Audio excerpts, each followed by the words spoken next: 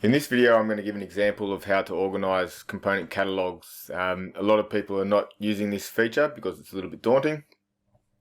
I'll just sort of show you what I mean. So the first page of the interface of Infinite Openings is your component catalogs and assemblies, and these have panels that allow you to access databases or catalogs of different component configurations for the components that are in your window assembly.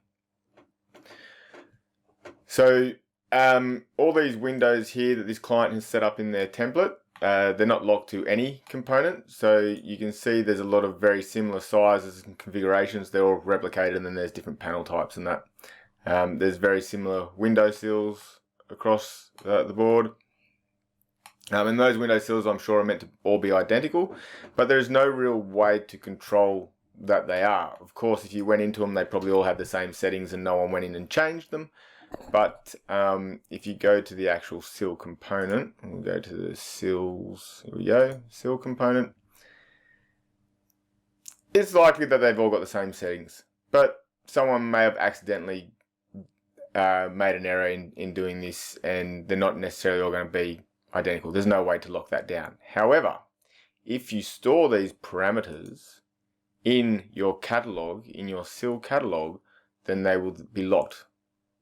So that's basically what we're going to do.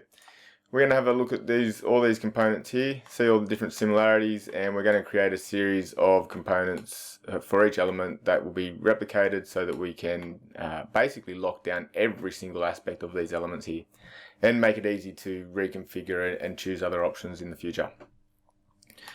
So the first thing we're going to look at is basically the first component. So we'll go back to the component catalogs.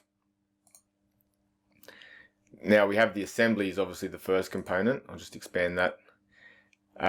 But the assembly is storing the configuration of all these other components down here. So there's no point saving an assembly of all these custom because that's basically storing nothing.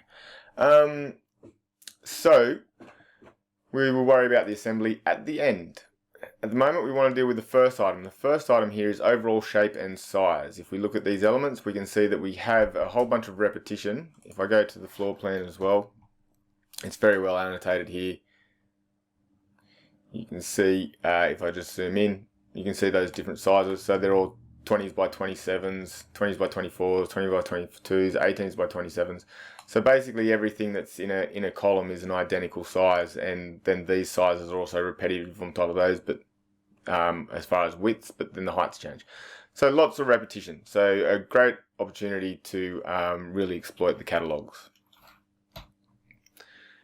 Okay, so the first one we're going to do is size. So we can see what size this is. It's a 2650 by 2050. It's noted, if we go to the classification properties, it's noted as a 20 by 27. I'm not exactly sure why those are the sizes, but we will set that, so we will name this based on that element. I'm sure the client is very well aware of why these are not 27 and 20. It's not something that I need to concern myself with. So go back to our config. We're just going to call this the 2027.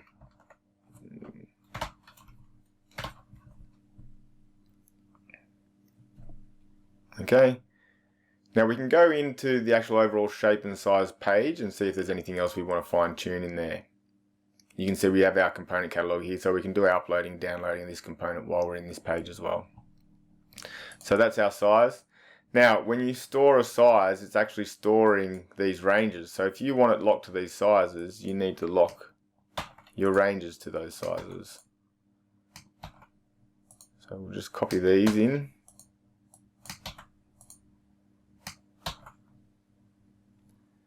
Okay. And that is basically our size component. So we're going to upload that to our database. We're just using the standard database. You can see there's a few options in here already. These are options that come with the default library. You're free to delete all these and just create your own catalog of your own custom components. I'll leave them in there for now. Okay, so I'm just going to upload that. Now that's sending that data to the catalog, but it's not receiving it. We then need to download. And there you go. Now you can see I've got my 2027. So I'm going to click on that. That is now locking this size. So if I try and change this, you can see it set the ranges to that specific size. If I try and change this,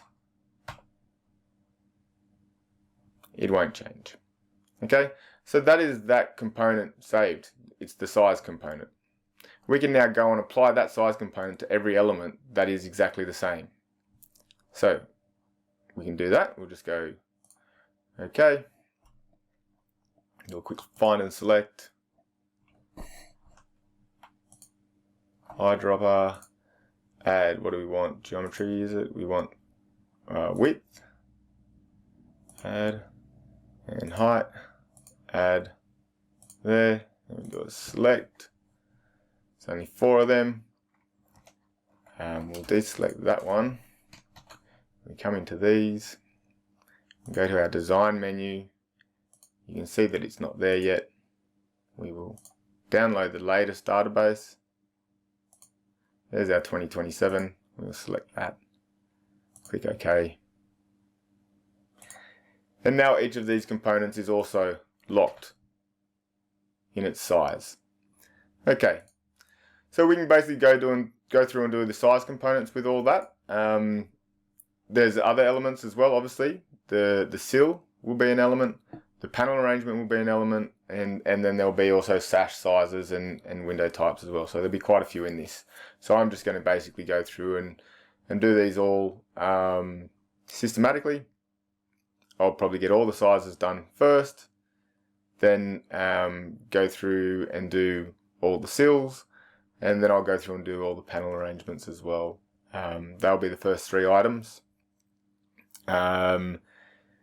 I should probably do the frame profile pretty quick, so I'll have to check and see what the frame profile is like, see what the similarities are in that, and get the frame profile and the glass placement in and store that as a component as well. I'm assuming the frame profile and glass placement will be identical throughout all of them, so that should be just the one component that applies to all windows and elements. So we'll see how that goes. Okay, so now I want to do the frames and the sills and that, so I'm going to check the frame sizes. As you can see here, we've got all the same frame size throughout by the looks of it. It looks like all the windows are all 140 by 35. So what I can do now is I can make sure of that. I can fix it to it. So if we just go back to the 3D, select our first one, back to the component settings. We'll now go to the frame element. This is the frame profile here. Click on that. So you can see that's set at 140 by 35. It's just got a single glass element of 6mm, and it's centered on the frame. You can put multiple glass elements if you want in this element, but that's not the way this is set up. So if you do put multiple panes in there, then you actually store that component with this glazing element over here. But if you're just using the single pane, then that information will be stored in the frame profile. So this frame profile, we're not going to reference the specific manufacturing on this one because that's not, we don't have the rights to do that or anything like that. So I don't have the rights to create that sort of thing for other people and pass it off as manufacturer's content without the manufacturer saying so. So I'm just going to put the size of the frame in this element. So I'm just going to call it 140 by 35. I could put window frame for window frame. I could put door frame for door frame. I could name it however I choose. I could even put window frame 140 by 35 or something. So anyway, I'll just keep it simple for now. Okay, so we upload that, hit the download button, and then you don't have to actually go and find it in this list. There it is up there. You can create icons for it as well. You just create a little image file that is named exactly the same as the component that you named, and then you store that in the library. I think the recommendation, you only want to create an image of about 100 pixel 100 to 200 pixels. 200 pixels is fine. So that you don't end up with a large library. So that's the element there, but you don't actually have to go through there when you've done this. You can actually just hit this lock button for convenience, and that selects it automatically. Okay, so now this element is locked to that component. I can go and select all my other elements that are in this view, because I'm not showing the sliding doors in here. I'll just double check that. Yeah, they're all windows. So I can select all them. There's actually one around the corner here that's showing the sliding door, so I better deselect that. Select all of those elements. Go into the settings, go to the frame profile here. In fact, I don't even need to go in there. I can just stay at the components part here. All I need to do is download the latest. And you can see there it is there. 140 by 35. Okay. And click OK. So now all those elements are actually locked to that frame component. If you decide you want to change your frame component, then you can do that and it'll make a global change across these elements. So if I change that 140 to 35 to a different dimension, it would change here. I would have to rename that, otherwise it would not be accurate. But that's why you probably shouldn't name just on the dimension.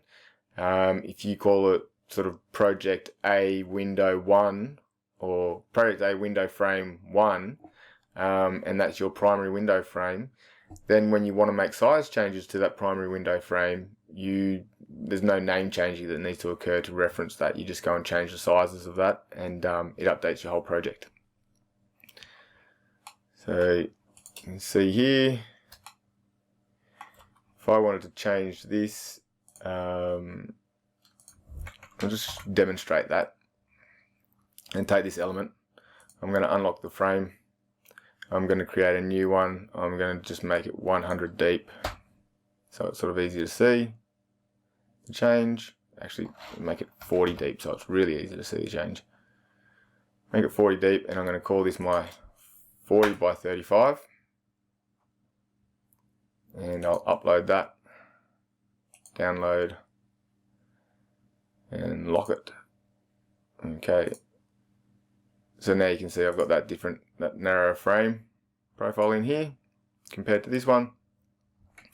If I go back into it and I change that back to my 140 by 35 and click OK, you can see it changes back. So if I then go in and change that definition of this one, then it'll change the definition of all the other ones that are using it.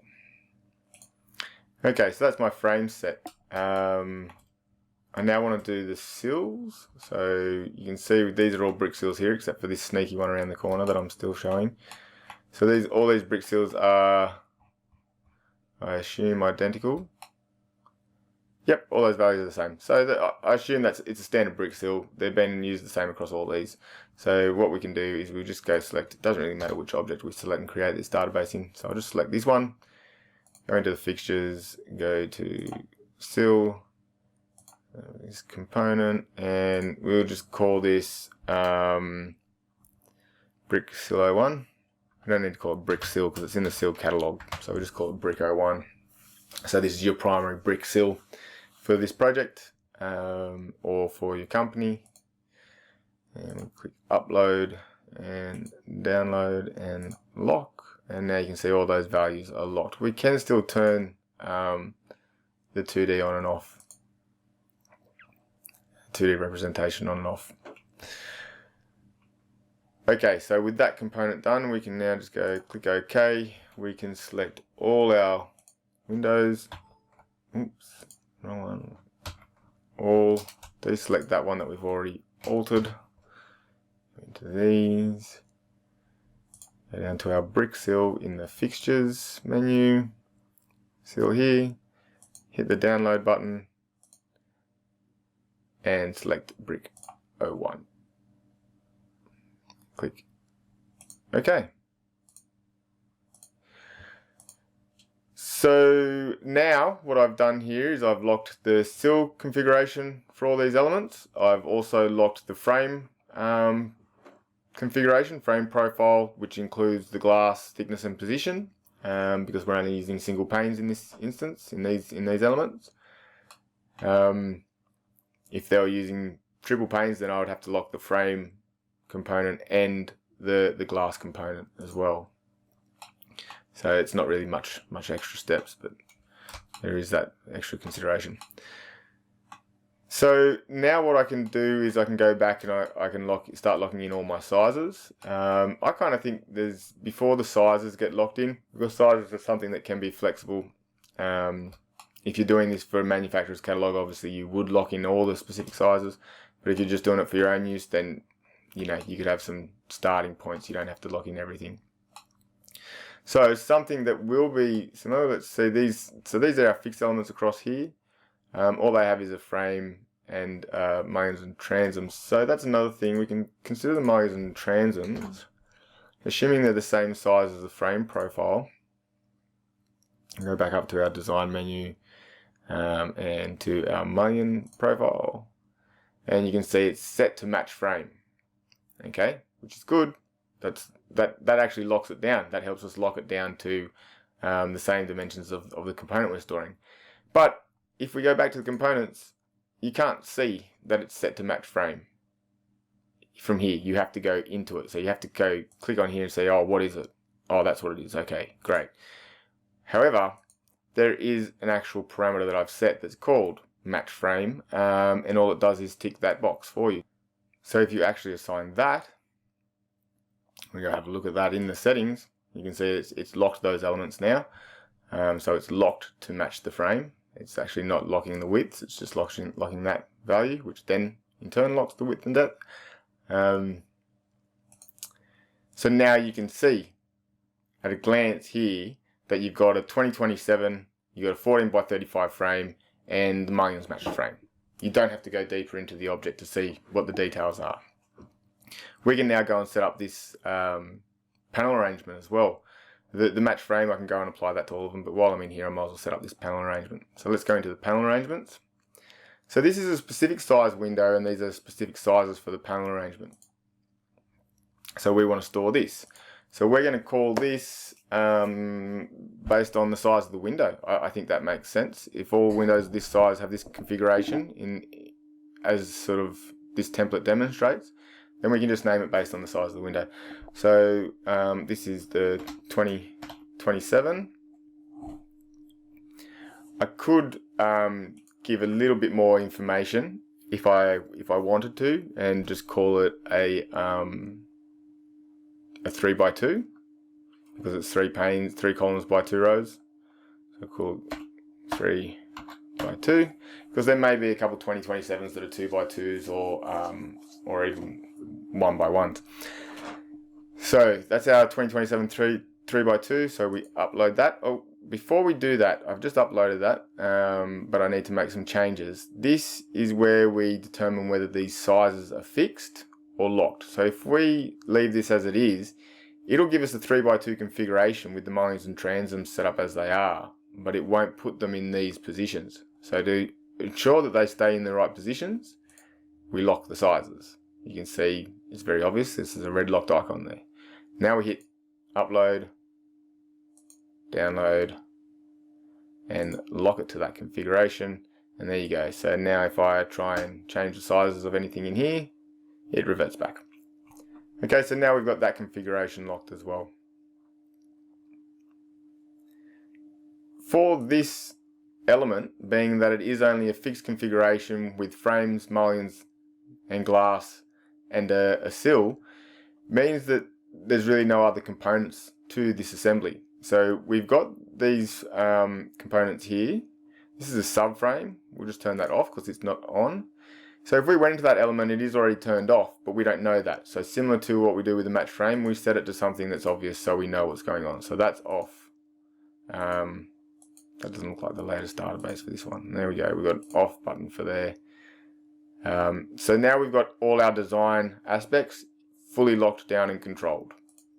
If we go into our fixtures, we've got casings, we've got cover plates, casings, internal and external, boards and sills, headers, so on. At the moment, if we have a look at all these elements, we'll just go through we can see that we're not using any cover plates, nor casings, nor board. It's showing in 2D even though it's not turned on. That's kind of pointless.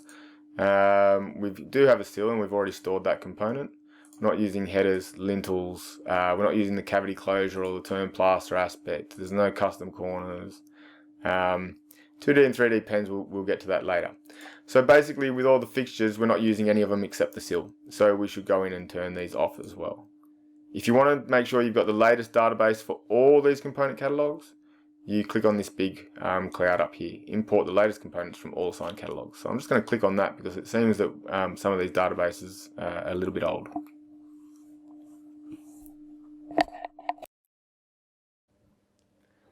Okay, now I have the latest databases here. I can just go through and set all these elements that I know are not being used to off. So I just go through and do all this. I should probably select all the fixed windows and do this simultaneously, but I'll just demonstrate it here first.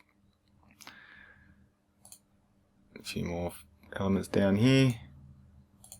Our lintel and our closures and plaster returns.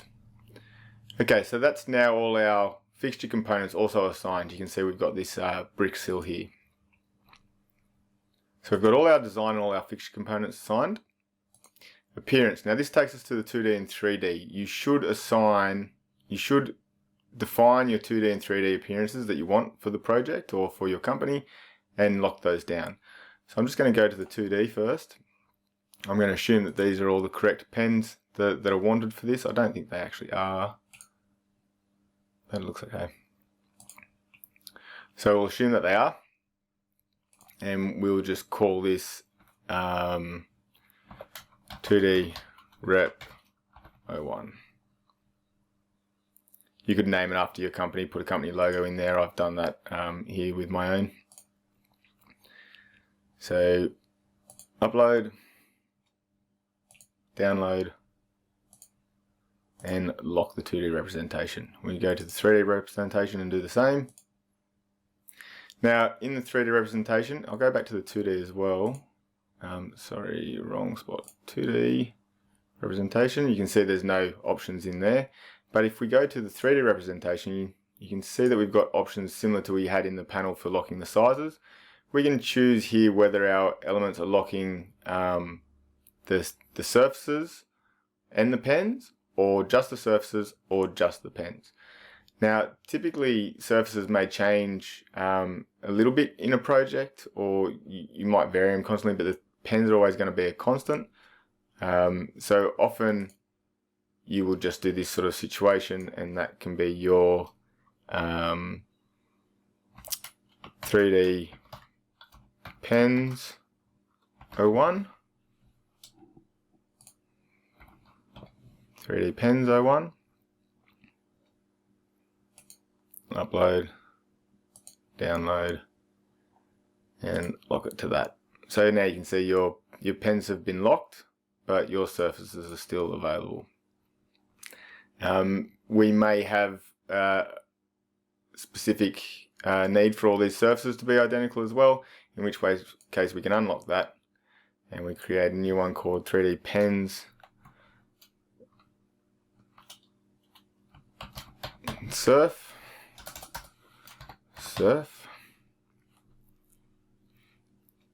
01, so we'll lock the surfaces down as well, upload, download, and lock it to that description. So now you can see everything's locked, except the glass, because there's a few different variables in that one.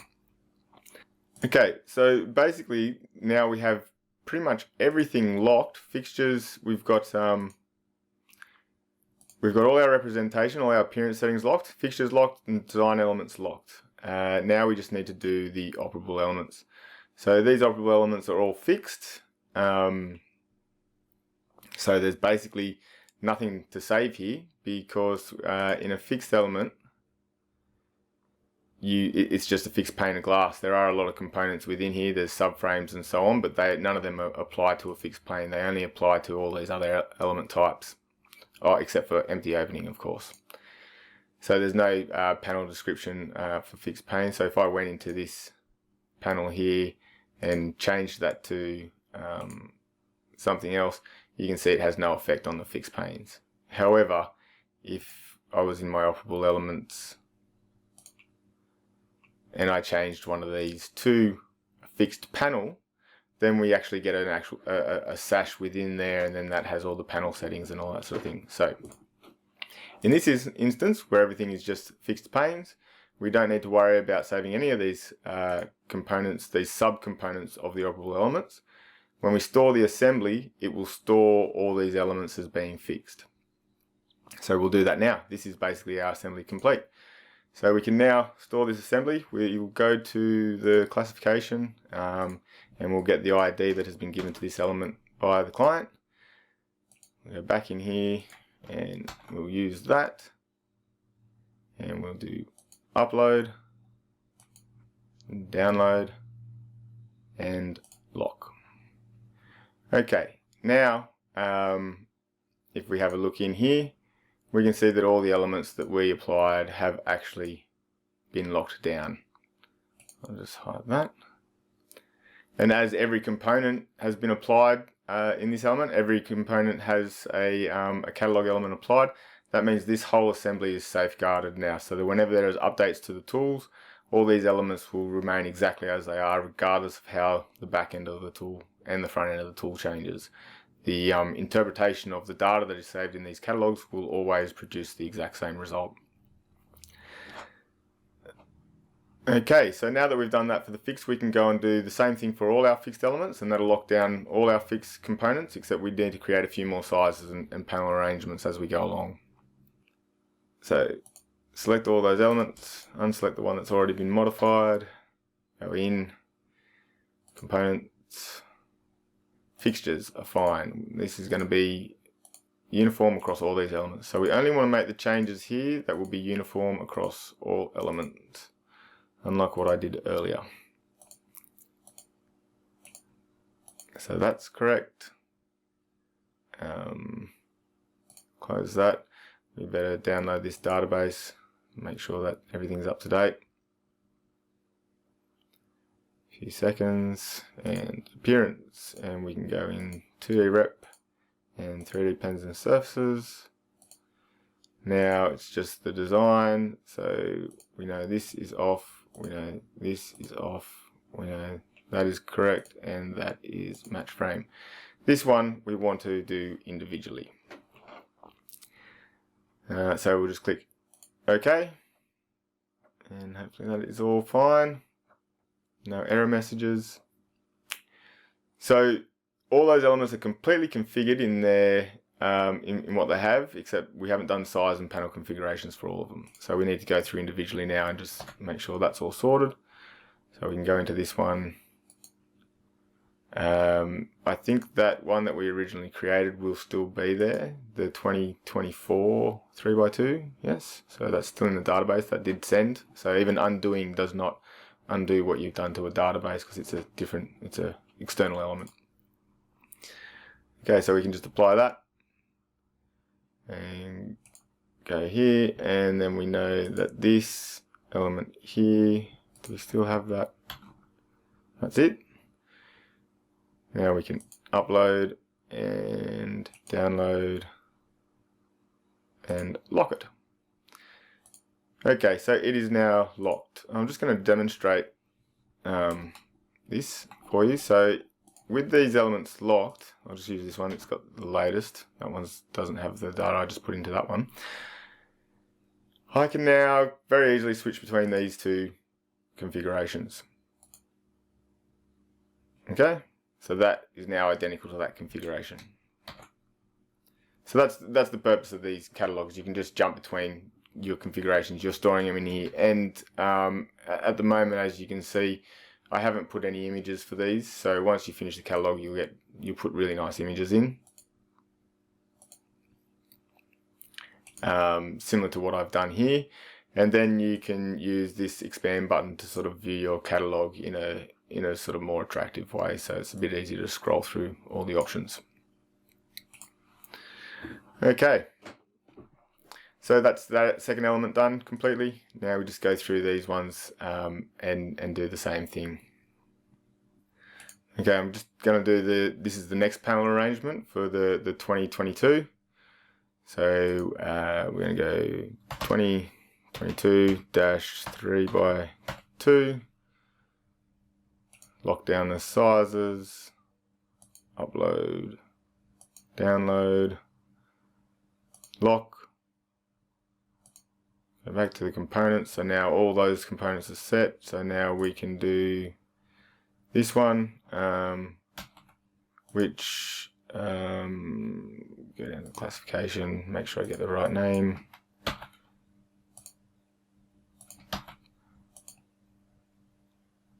Upload, download, and lock, and click OK. Now, one of the good things of having done those is you can see there's a couple other configurations that use the same setting. So all these are the same size. So these ones here, I'm just going to select all the ones that are going to use the settings that I've already configured initially. I'm then going to download the database. So I'll download everything.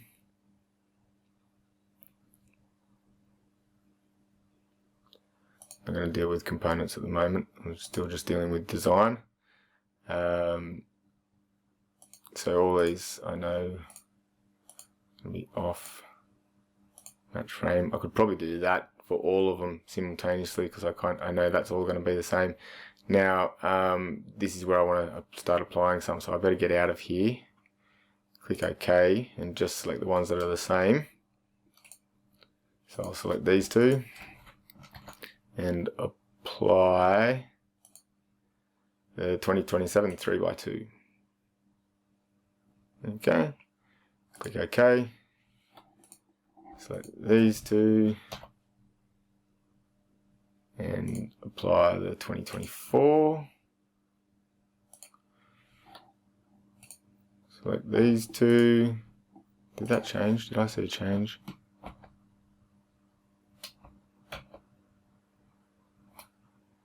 It did change. Why did that change? That one's got a different setting. I better have a look at that.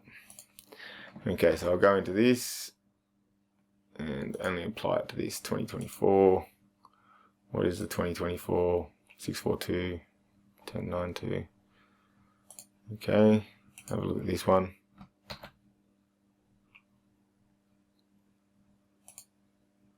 $659. I wonder if that's a mistake.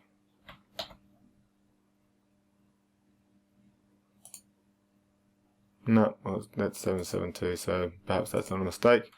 So we want to lock that one down as well. So instead of doing the 2024 3x2, we're going to do 2024-3x2 awning, no, slide, S, the slide. Okay, upload, oh, lock the dimensions, lock the dimensions. Oh, I see, it's got a sliding panel up there, that's why it's different. It's not, it doesn't even have these mullions turned on because it's got one of the XOX sliders in there across the top. That's clever, that's the way it should be done. So that's definitely needs a different configuration. So that's a good thing we've figured that out.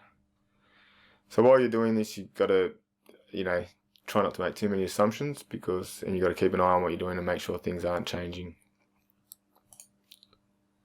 Okay, so that's that. I assume this will have a similar scenario.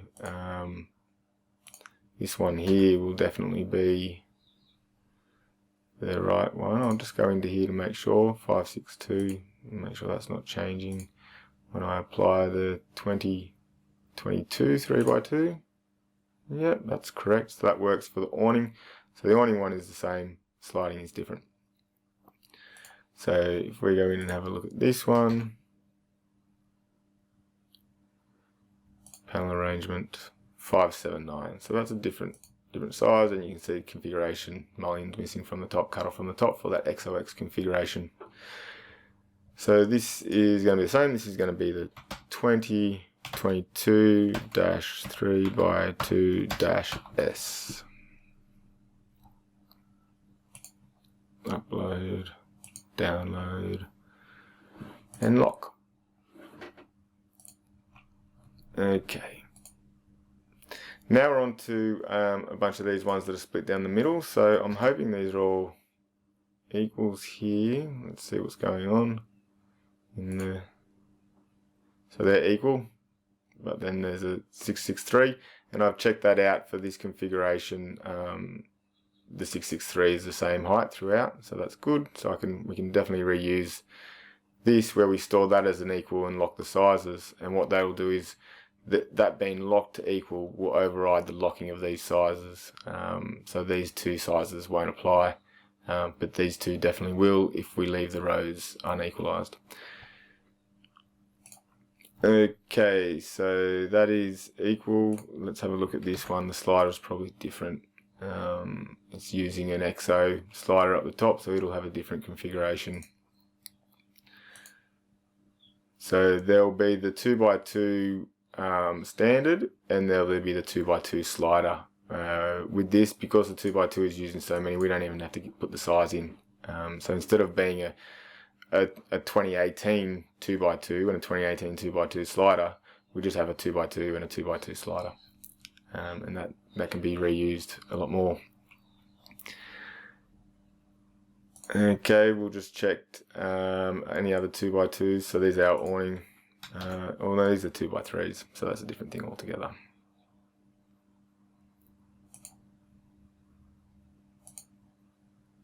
Yep, different thing altogether. All equalized, so we'll be able to use those 2x3s quite a lot across those awnings as well. And 2x2 in this awning configuration. I went to the wrong spot. Panel arrangement, and it's the same. It's the equal and the 663. So what we can do now is we can, within this element, within this 2x2 element, we can go in and we can save this panel configuration. So this is going to be our standard 2x2.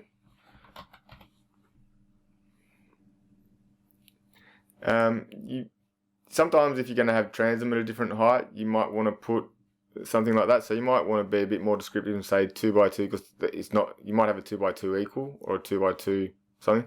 So if we go 2x2-T663, that gives, you know, a little bit more information about what that is at a glance. Obviously you'll create an image for this as well, and that'll help. Okay, so upload, download,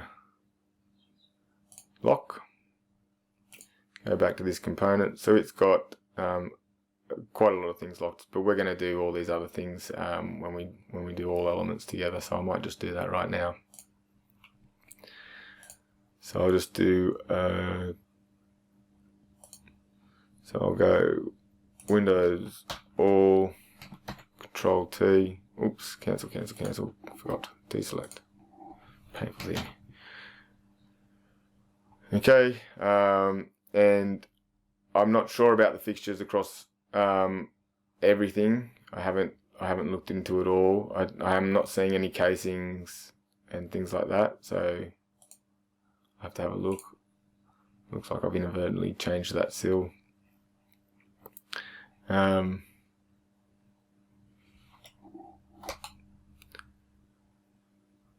I'll just have a quick look at those fixtures. There's no other fixtures being used except for the sill across all these windows. So I'm just going to go change all those fixtures as well at the same time. So if we just go Control All, deselect that one, and we can go off, off, off, off, off,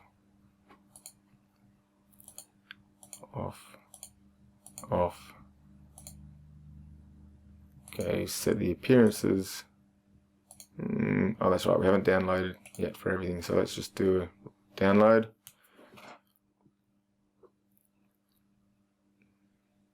Okay, there it is now. 2D rep and 3D pens and surfaces. Design. Off. Subframe. Off. Mullions. Match frame. Okay, so we've just got to do the panel arrangement and size of the rest of these elements, and then start doing these awning, the window sashes and that sort of thing. So we'll do the operable elements, but we'll do the operable elements last. Okay, I'm just going to go through and do all the size and panel arrangements for now that we've done some of those other elements. And so I'll do this quick. I'll probably even speed up this video so you don't have to watch the whole thing. This is a fix, so it should be the T. The 2x2 TT, and it's not yet, but that will be. So if I just go in here, you just it's good to check things. 16, 13, 53, 88. Make sure it's not going to change when I change it. T 2x2 T663. Click OK. They all stay the same and get locked. Let's just test just to make sure. Oh, we didn't lock the sizes in the T. 22663. See, that's that was a bit of a mistake. So I'm going to lock this now. So I'm going to unlock that. So this is we're going to now re-establish this arrangement. So if I go, and I'll show you how that works. So it's kind of a good thing that this happened. So let's lock that. Now I'm going to upload this, and I'm going to download it. So it's refreshed it. Now I'm going to lock it back to that element. Now these sizes should be locked. 7. Okay, so now it's locked. Okay, so that's locked in that part, but this component has not been updated in the other elements. So I need to click out of this, and I need to select the other element that's using it. I need to select all these elements and reinstall that database, but I'll do that shortly. So we just go here. And you can see that that's not locked, so you can see if I go 7, so it's set to the same component, but that component hasn't been updated. So see, if I change it to 7, it's changing. So it should just be that if I hit download, it'll refresh this component. But that can cause some confusion, so it might be best if I unlock it first, then hit the download, then lock it. Now you can see that's locked, and you can see this will be locked. Okay. We're back to where we should be. Then what we're going to do is we're going to go through and we're going to select all these the 2x2 arrangements. They all have their mullion, their transom at T663, except for the sliding ones. They don't have a mullion going up through here, so that'll have to be a different arrangement. We could actually just create that by select that element over here. We want to lock the sizes again. So this will be a 2x2 T663-S. That's the naming convention I use for the other ones, so it's best to stick with those rules because then everyone knows that the -S means the slider. Okay, so I'll upload that, download it, and lock it, and click OK. So now what I can do is this one, so these are the first row of the ones that I've done, so I need to do this, this, oh, not them, their sliders are a different one. So I basically need to go and select all these 2x2s throughout this template. Maybe there's an easier way to do this with find and select or something, but these mullion arrangements, the panel arrangement in this object is not specifically, that'll be all of them because they're all just 1x2s. It's not parameters that you can access through find and select, or even in the schedule. I'm pretty sure these arrays are, oh no, you should be able to access those in the schedule, but not in the find and select. Okay, so let's go into these elements. These are all going to be 2x2s, T663s. Let's just check that, make sure it all works. Click OK. We haven't had anything funny happening there, so let's go have a look at that arrangement.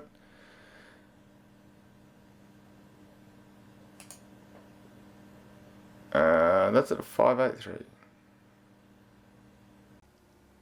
At this point I discovered that there was a different transom height in the 1800 high windows, except for the fixed windows. They still had the transom at the higher level of 663 instead of 583. So I'm only going to apply the 2x2 T663 to these ones, and then I have to create another one. So we'll just go T2 663, that's the old one. I need to download that database. Okay, that's now locked. So we'll come back and do these. These are the 583. What's that though? That's a slider, so it's going to be missing a column. Okay. So there's a few more component types to create.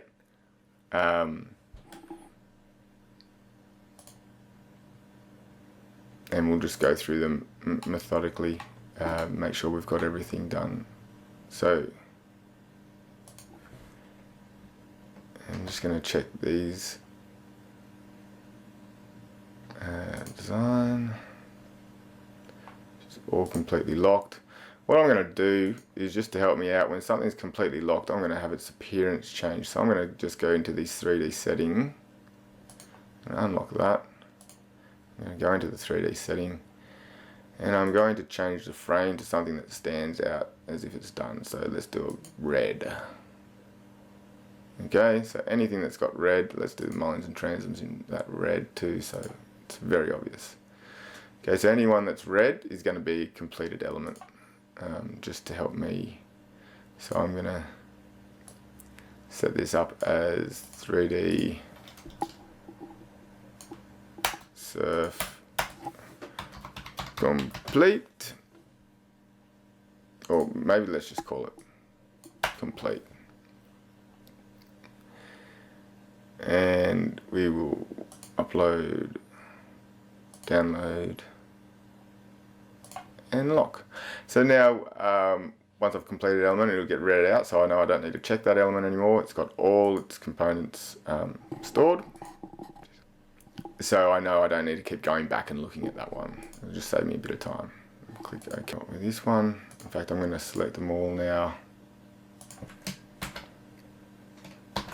And in the settings, I'm just going to download that appearance database, the 3D database, so I've got the latest for all of them.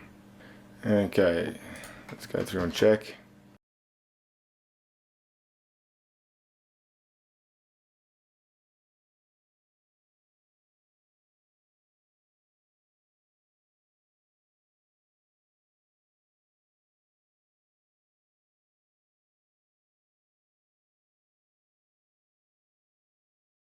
So you'll notice that when I lock this, it doesn't actually lock the 2D and 3D representation. So all this assembly is actually locking the configuration of all these other components, but the representation are independent. Okay, so this one hasn't been saved at all. So this is going to be 2x3. And its size is 2016. I believe it's going to be called. Let's go have a look at this classification. Yeah, 2016. I'll copy that while I'm here. And I'll just put it up in here for now. We'll go to this and we'll save this 2016.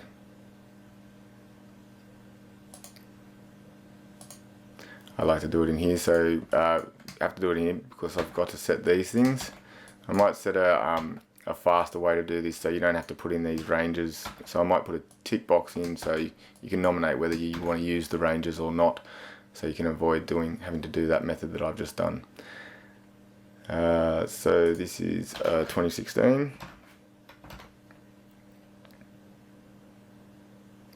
Upload, download.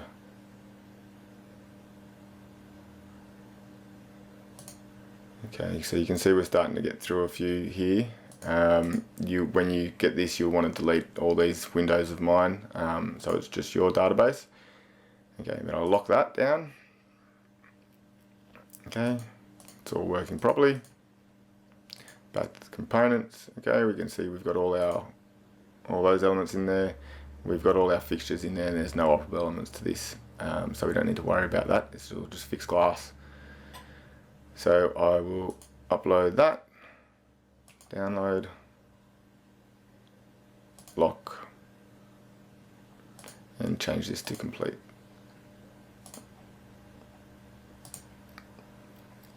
Okay, this one, design, once again, it's the panel arrangement. So I'm just going to speed things up a little bit here, and I'm going to take, these are the panel arrangements that I know are the same.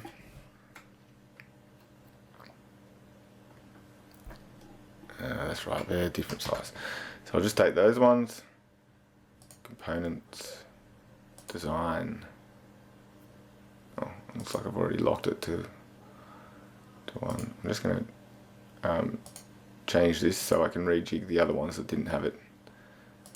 Okay, so I'd already locked it to those trees, but I hadn't locked it to this one here. So let's go in and have a look. Did I not select that? The database. Okay, that's now locked. So this is going to be a 2012. So grab the classification. Yep, 2012.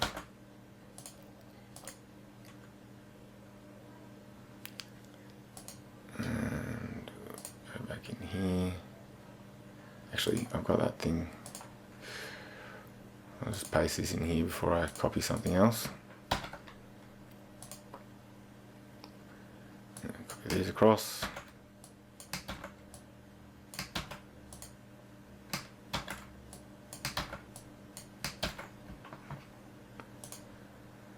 Go 2012.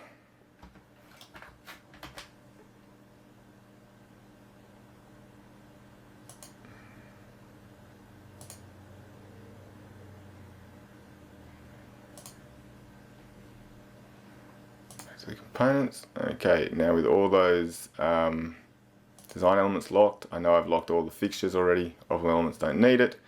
This is complete. I'm just going to upload, download, and lock that assembly. And then change this to complete for my own visual reference. Click OK.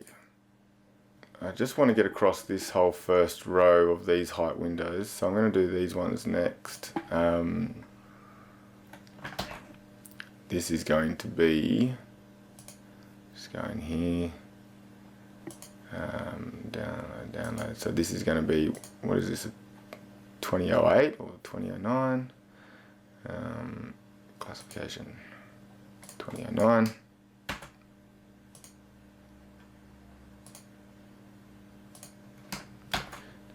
Going to the size,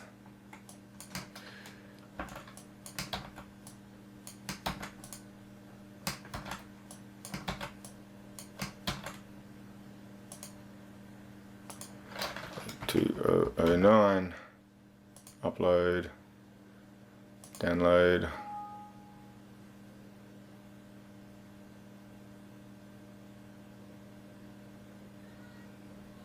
that's a new one. Okay, I'm not really sure what happened with there. I've just uploaded that. I'm just going to see if I can download. Internal stack area error. Why internal error? What I'm going to do, before I do this, I'm just going to refresh the database. What is going on? Is that happening for all windows? Yeah, something seems to have gone wrong. 2358.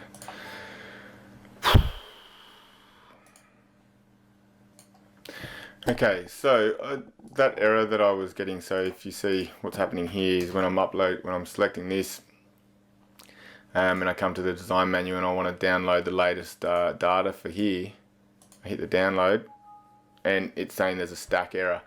So what's happening, I just had a little bit of an exploration. Probably should really just normally hide this from people and fix it and not tell you about it, but I'm a little bit more open than that. So what is happening is, if we have a look at this element, back to here, we have in here the shape of several of these very complex things, such as the Swift logo. So that's my actual, the Swift bird out of my logo, Himalayas, flying pig, bar-headed geese. They're quite complex shapes. One of them is actually, it's totaling around about 1600 values for its coordinates and things like that. So the database is therefore expanding. So the database in this one is 1695 wide by 20, because we've got 20 components in here, and it's the length of the longest one by the number of components. So our database is 20 by 1695, which ends up being 33,000 entries. The ARCHICAD arrays can only handle 32,927 or 629, something like that. So basically we've overloaded that array. So these entertaining ones that I created for a demo clip, you basically just delete that. As soon as we delete the bar-headed goose and the flying pig and the Swift logo, Himalayas, this database will all come back into working order. I'm not sure, now that it's kind of broken, it might be hard to do it from here because I've never come across this, but we'll just try. So what I'm going to do is I'm going to select that one. So that's the bar-headed geese. And we'll delete that. Then we will select the bar-headed goose too. And this is the bar-headed goose with its wings up. And we'll delete that one. And we've got the Himalayas that the geese were flying over. So we'll delete that. Am I actually recording all this? Yes. Okay. And we've got the flying pig. This is a good one. This is my flying pig. It's just the Cadswift logo with a pig in the middle instead of the body of the bird. So we'll delete that. It's kind of a shame to delete these because they're fun. But we need the database to work, and you probably don't need flying pigs in your projects. So we'll delete the flying pig, and we will delete the Swift logo. And I think that's the last of them. Yeah, that's the Swift logo. That's what the flying pig got generated out of. So we'll delete that. So that's deleted all those really complex ones that are making this database really long. So you can have more than 20 entries in a database, but not if one of those entries has 1600 values in it. Most of these entries will be coordinates, so this is only going to a double door like that, shape, size, coordinates. This would be about 8 values in this entry. So let's hope that you don't need to reach that 1700 mark ever. If you do, then we'll have to separate databases. So let's go, assume that's all okay, and we're going to try download now. I'm not necessarily expecting this to work, but I hope it does. Voila, back in working order. You can see all those crazy shapes are gone. We can now, now that we've changed that database, we're just going to hit cancel, because we have actually changed the database. Even if we hit cancel, these elements are all going to come back into this as a default, but when we update the database, they'll be gone again. Okay, so I'm going to hit cancel, so I'm still left with the same window. Then I'll go back into it, hit the download, set this to, oh, I've got to create a new one for that. So now we can create this one. So this is the 2009, so let's go 2009, upload, download. Oh, actually, we better make sure we're setting the ranges, otherwise it's not going to work.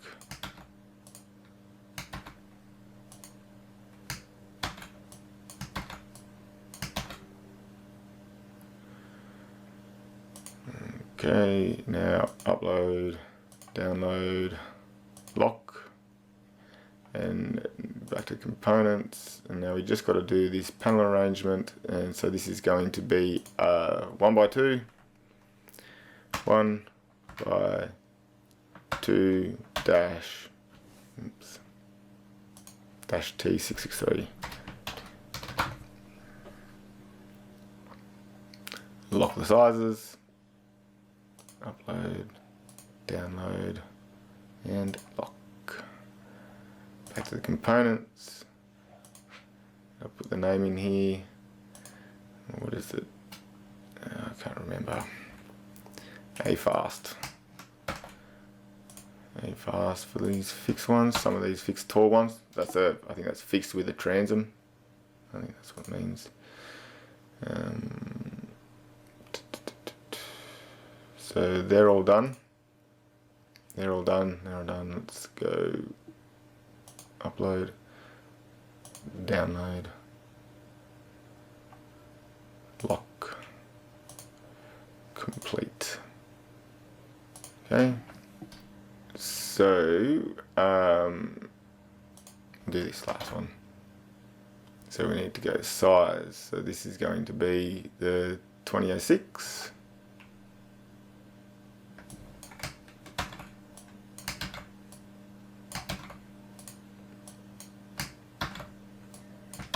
You can save components where you set a range, so you don't have to save all your components completely locked. But when you're doing, I think this is for a specific manufacturer's range, unofficially. So I think they want all these specific sizes locked down, which makes perfect sense. 2006. Upload, download, lock. Back to components. And this is going to be the same. I'm just going to download that because it'll be the same panel arrangement. It'll be the 1x2 T663. Okay, that is now my AFast 2009 06.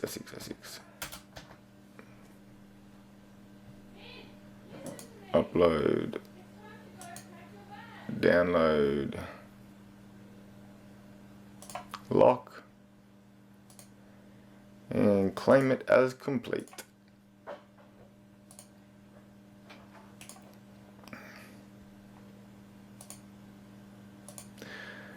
Okay, so I've done all of those ones, and I've configured a lot of the other elements as well. So what I'll do now is I'll do make sure all these sliding ones are all good.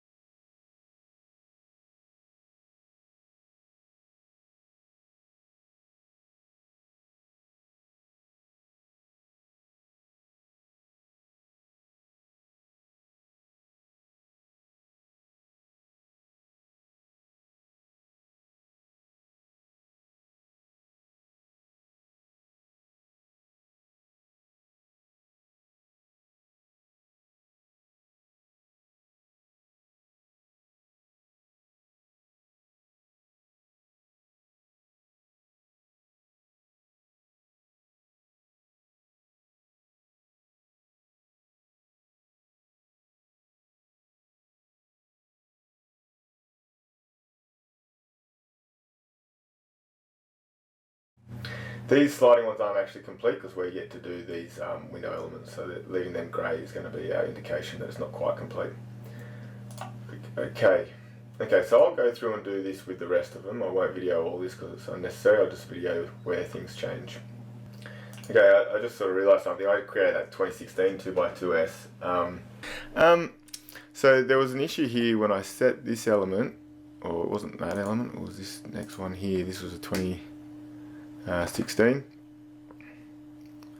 So when I came in to reset this, because it shouldn't be size specific because of the equal values, so I'll have to unlock that, and that means I can go into here and unlock this. Now what was happening is when I was applying the one that I was supposed to apply, this 2x2 T63S, see, because when you set this to equal and you are locking these values and it's storing the distances, the sizes. If it's equal, then the fact that it's set to equal should nullify what this value is set at, which means you can apply this component to windows of different widths and heights, because it'll lock this component and this will be basically what's left over. However, when I applied it, that's not how it was working. It was setting these values, so it was setting these to the 888 that was in the thing. So I've gone back into the part and I've adjusted the coding, so now this should all work. These should stay at 768 when I apply this element. So let's just make sure that's going to happen. So that's the element we want, and they did. Okay, great. So that's now working. So this, because we've got the columns set to equal, then the columns will always be equally positioned regardless of the width of the window. So that's perfect. Let's hope that I do have that working for the height thing as well with the bit that's left over. That's the way it should always work. So it ends up being that size is the only one that's locked. That's why it's the T663. Okay, so now we'll go back to the components. We've reassigned this element to the different components, so we're going to upload that again. That will redefining this assembly using this component instead of the previous one we had set. So upload, download, and lock, and make sure this stays the same, and it does. Okay, so now that's correct. So now we can safely go into these two elements here,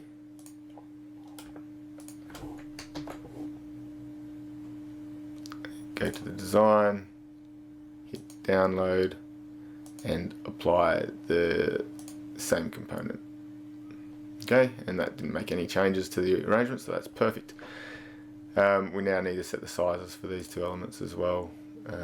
Okay, so I'll just go through and do the rest, and I won't record this until I come across something new again.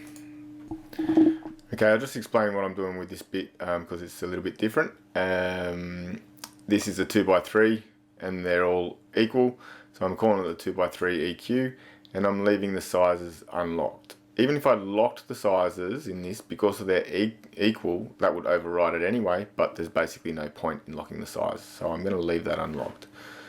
So I'll just click upload, download, and lock. Now what I can do is I can select anything that's a 2-3 and irrelevant of size, so not just these 2 meter high ones, but we can do all of these ones here as well. Anything that's 2-3 and equal, I think that's the last of it. Yep. So we can select all of them, design, download, and 2x3 equal. Click OK. Watch them. Nothing changes. Okay, that's good. So that, I think, we'll finish off these three. We just need to do these ones. One little thing to mention is you don't strictly have to wait for the wheel to spinning to be able to click things. You can't click them straight away while it's spinning, but you don't completely have to wait. It's kind of annoying when you do have to wait because the interface has to refresh a lot. So this one is the 22. So you watch as I do this. So it's spinning, but I can click, and I can click the download and it still activates. It just takes, and then I can click the lock even while the wheel's spinning and it locks. So you don't have to wait. Just don't go madly click, click, click, click, because if you're trying to double click to get it to happen, you might do too much. Now before I do this, there was one I had to delete, this 2016 2x2s, because I'm using a different one. So I just want that gone because it's confusing.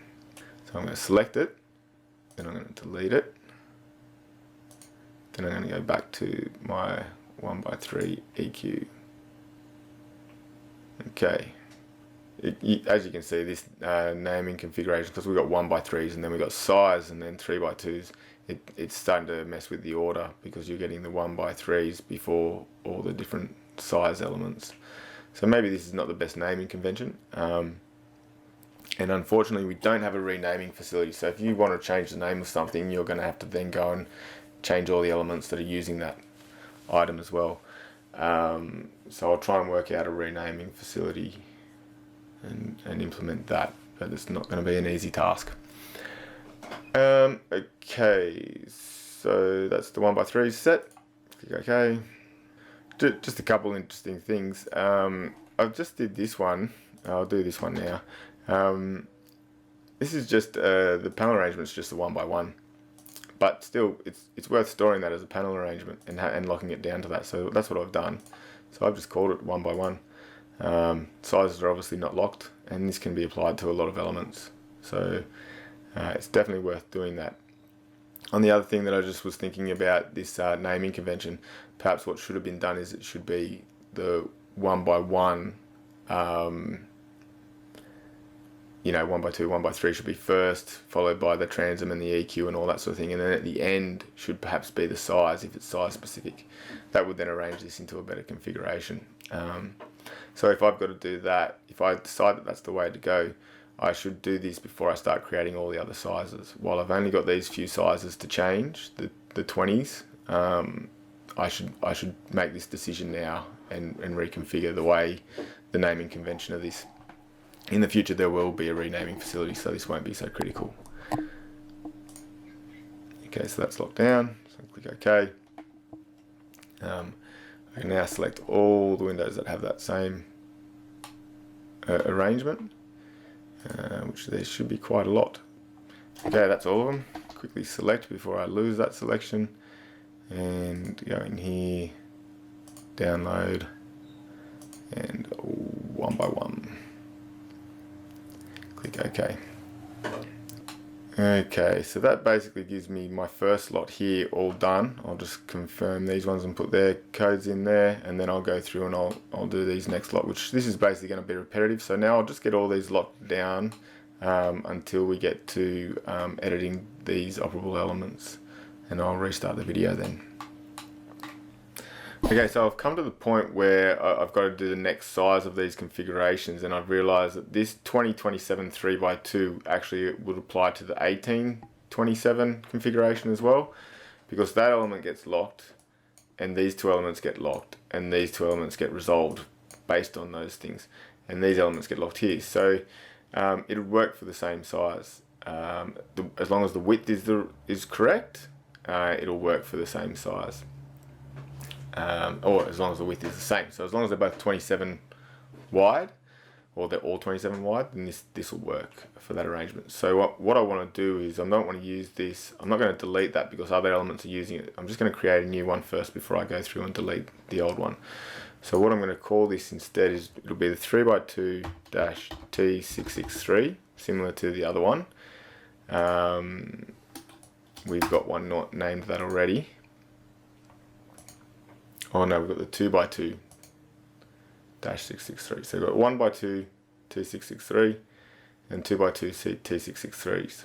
And then we've got all these different size ones. So I want to get rid of them and make it more logic. So this is going to be the 3x2 T663 for 27 wide. Okay. I could just do -27, but I'm going to put that width in there so I remember that it's the width and not the height or something like that. So upload, download, and lock. Then I need to go back to my components because unlocking that has unlocked this, and I need to reload this so it's using this one and not the previous one. Upload, download, and lock. Okay, now we need to go to all the elements that are using that as well. So if I just click OK, jump out of that. This is using a slider version. I'll fix that later. That's a completely different arrangement that we've already done. So it's just this element here. For now, there will be other elements. So I need to go back to its components. I need to unlock this arrangement. And you see when I unlock that, it automatically unlocks this. I need to download the latest, and this will be the 3x2 T663 27. Okay, now I need to redefine this by uploading it again with those new settings, download it, and lock. Okay, What I can do now, if I just unlock these, or I should just unlock that one, I can delete this old one. So there's nothing else that is using the 2027 3x2, because the other ones there's nothing else that's that size. There's a 27 3x2S, so we'll need to change that description as well. So we'll just delete that one. So we select it first, hit the delete button, refresh the database. You see it disappears because it's no longer available. And we go back to our 3x2. We don't even have to go back to that. We can just lock this. I'll show you. I'll leave that custom because I'm not changing this assembly. I was just trying to get rid of that component I no longer needed. So when I lock that, it reverts back to obviously what it's set in the catalog. Okay, so I'm going to go tidy up the rest of those elements. So I'm going to go through all these ones and get rid of that naming convention and re-establish this new naming convention, which is a little bit more logic. So it's same with this slider element. I'll unlock that. So I'll basically get rid of all these 2012, all these ones here, and replace them with a naming convention that matches these. So you get the configuration first, 2x3, whatever, which makes sense that you have the panel configuration named first in the panel arrangement component. So I'll just go through and fix that up, so we don't need to record all that. I'll come back later. Okay, this is just a quick little tip. So I've gone through and I've deleted all those the components that were setting the configuration based on the size first, and sort of messing with how the it organizes in the list. So I want to go change that. What I'm going to do is I'm just going to open up a non-placed instance of the window, so that I'm not actually going to affect anything that's placed. So I'll just download the latest databases into this element, make sure I've got all those things that I need, and then I'll go through and I'll delete those components from within here. That way I'm not modifying a configuration of one of these while I go through and select different components. I'm going to unlock that. So this is the database where we've got 1x2, 1x2, 1x2, and then we go into these size elements. So the 2012 3x2S is now the 3x2 T66. It doesn't look like I've created that one yet, so I better not delete that. These are the ones I've created.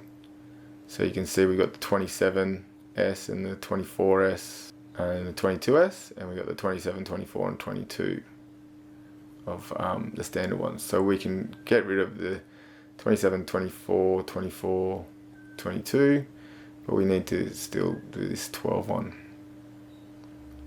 So I'm going to get rid of that one, delete the 24, delete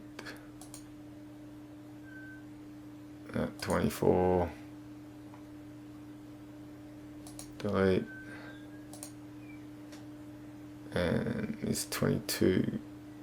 I've got the 22 there and the 22 there, yep, so I can delete this 22 here as well.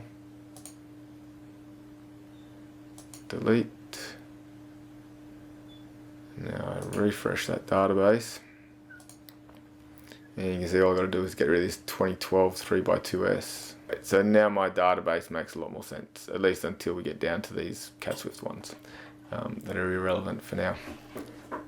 Okay, so we got all our 1x, 2x and 3x. That 4x2 equals is a Cadswift one. Okay. So now, now that we've gone through and done that, we can actually apply some of those ones to these elements here as well. So that was the whole purpose of that exercise. So I'm just going to select all windows again and update the database so everything's got the latest. Okay, so now with those the database is updated, and that I can actually go and apply those elements to here. Okay, I'll go through and do this, and I'll come back when there's something more interesting. Okay, so I've made a couple, just a minor change to the library. What I wanted to do is I've got to go in and set all the sizes for all these. So there's all these different things to set sizes for. So it's going to be a sort of very tedious, repetitive process. Shouldn't take too long. It'll take 20 minutes or something, but it'll be very boring. So previously what we had, open up the settings. So you had to put the min and max width in. So if it was a fixed width, you had to put these values in here, and I was getting quite sick of doing that. So what I've done is I've adjusted the script so that if this width first value is set to 0, then you don't need to apply ranges. You can just set it up like this. You can just save it like that. So I'm going to just test that that works now, because I haven't actually tested it. So I'm just going to download the latest database here for, this is for sizes. So this is going to be our 1460. So that'll be 1527. I assume this is what this is called. Let's just go check the classification. 1527. Okay. So this is our 1527. So all we need to do is type 1527. We don't have to worry about setting these ranges. We go upload, download, and then lock. And it should lock to these sizes. If it doesn't, I'm going to be disappointed. Okay, everything looks good.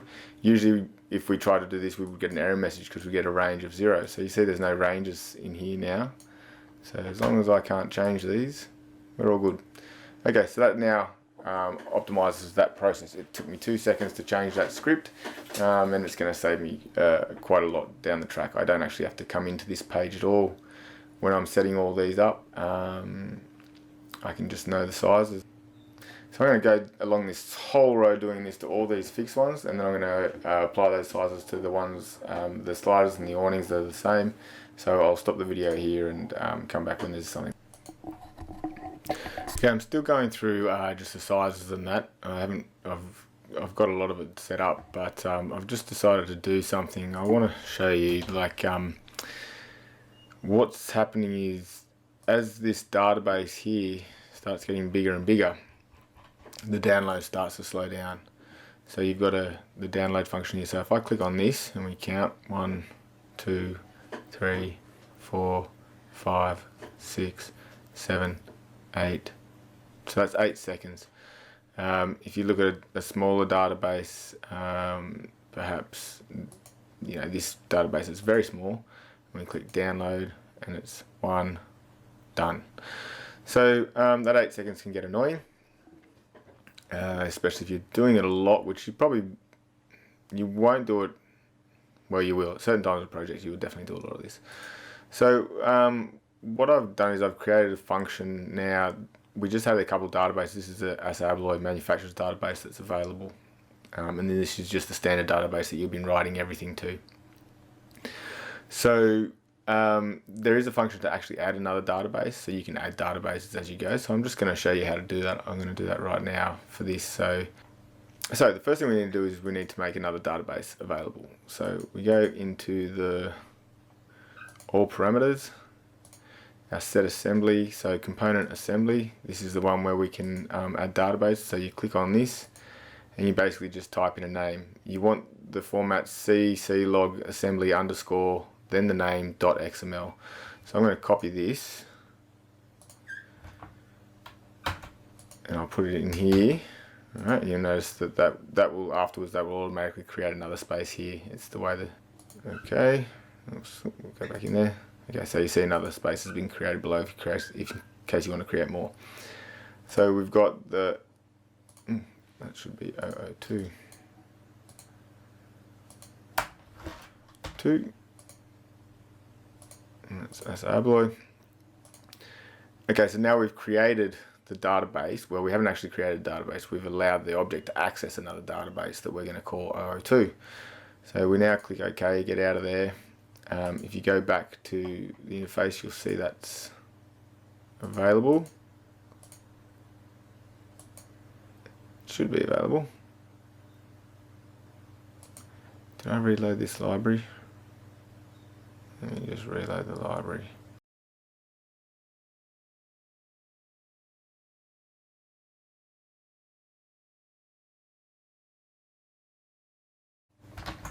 I don't think I did reload the library. Okay, now it's definitely reloaded because the icons are missing. See, there you go. I want to know too, so I need to move those icons back into the library. So I'm going to drag the little icons that I've been using for this and bring them in here. And I should have called that sliders or something rather than O2. But anyway, what I'll do is I will I'll leave it as that, and then I'll go grab these icons. So we need to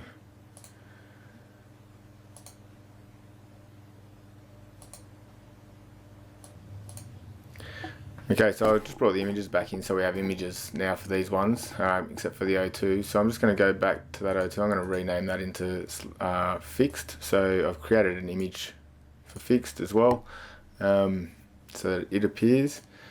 I'm going to rename this one fixed, and we'll put all the fixed windows in there. Okay. To our component catalogues, it should appear with also a Swift logo. I probably should have put 2 different logos so I can differentiate. That's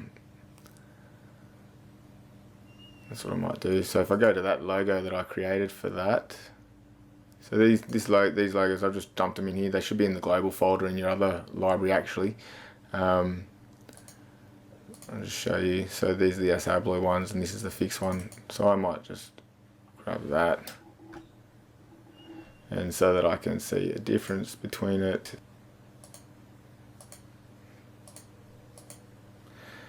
Alright, so you can just create an image file, basically. That's what I'm demonstrating.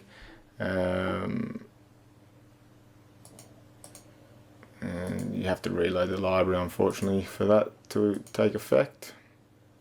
Okay, so now we can see the difference between our 2 libraries.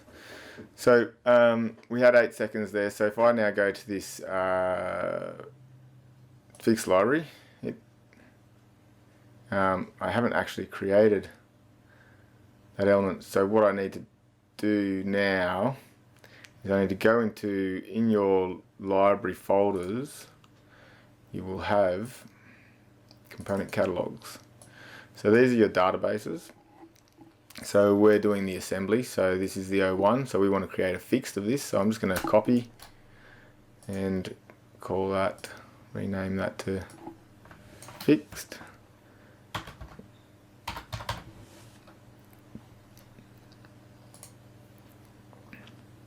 Then I'll click OK, because I need to reload the library again to get that XML in here. Initially, once it's been loaded with the XML once, it doesn't need to be reloaded every time the XML updates. That's how we get the instantaneous response. But when you first bring a new XML in, you do have to reload the library.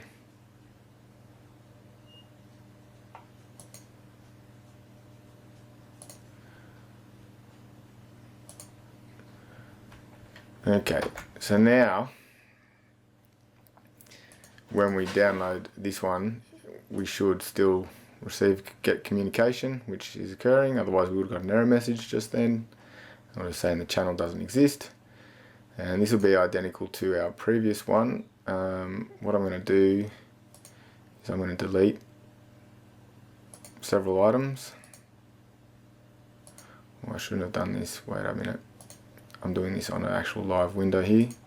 I will do this just in the default. So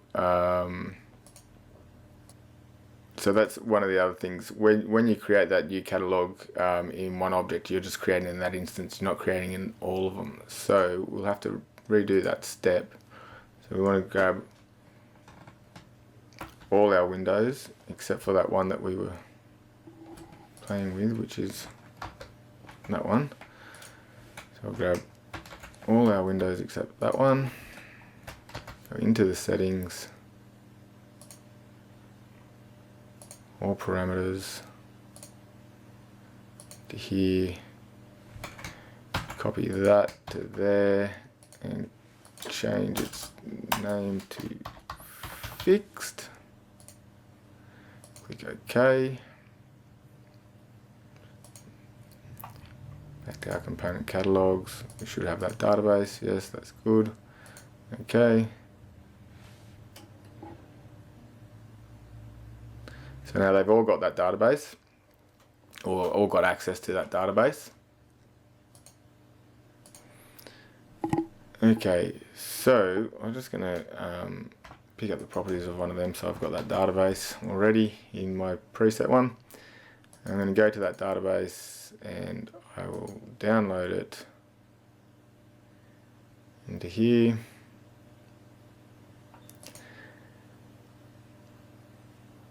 So if I now go and get rid of all the other elements, so I can basically go through and delete everything that is not a fixed item from here, then I will get a much faster response in the database. If you've got a large database, to constantly just go select, delete, select, delete, select, delete, and so on until you've basically got rid of everything. You could open the XML file and delete it in there, but you can make a mess of things if you accidentally delete something you're not supposed to. So this is the safer way to do it. Okay, so I've set that up now. I've separated those databases. So you'll see I've just minimized this. If you click on this show images, it reduces it all to text, so it's a little bit smaller and easier to see more, but not as attractive. So I've now got this database, which is the fixed database, and it only has the fixed items in it, and then the other database, and I'll show you how long that takes to download. So you click on that, 1, 2, it's there. So 2 seconds, less than. That's the Operable one, that'll still be big. So this is the standard one, and download, and we have 1, 2, 3, 4. So 4 seconds there, 4 or 5 seconds. So that just makes things a little bit nicer to work with. And then you could obviously split them into more. You could split them into sliders, awnings, and so on. So you could all leave them in the one database. If you're not going to be hitting that download button often, then it won't get annoying at all. Okay, so I'll just now continue on with basically adding in the sizes and the panel arrangements, and then I'll get back to you when we are doing the operable element aspects. Okay.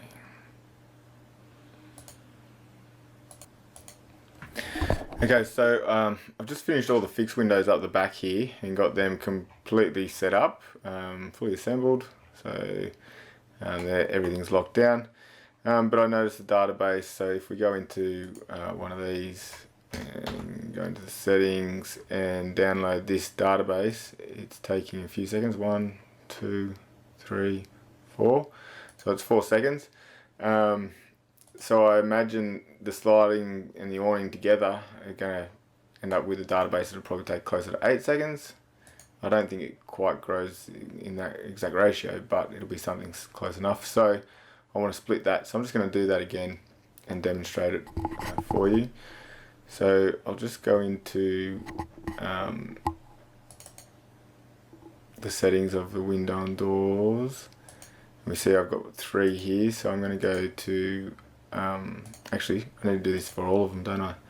So select all, Control T, go into the all parameters, and this is our list of catalogues, and I'm going to go Control C, copy that, paste it there, and this is going to be the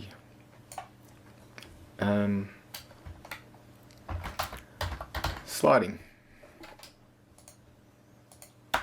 capital L, and I'm going to click OK. So now when we go back in to our catalogues page, so we've got access to the sliding one here, so we need to set up that database. So we go into the component catalogues and we grab the assembly one again. We can just grab this, not the fixed one, we'll need this one because we'll need the one that's got the sliders in it. So we'll just copy that, call it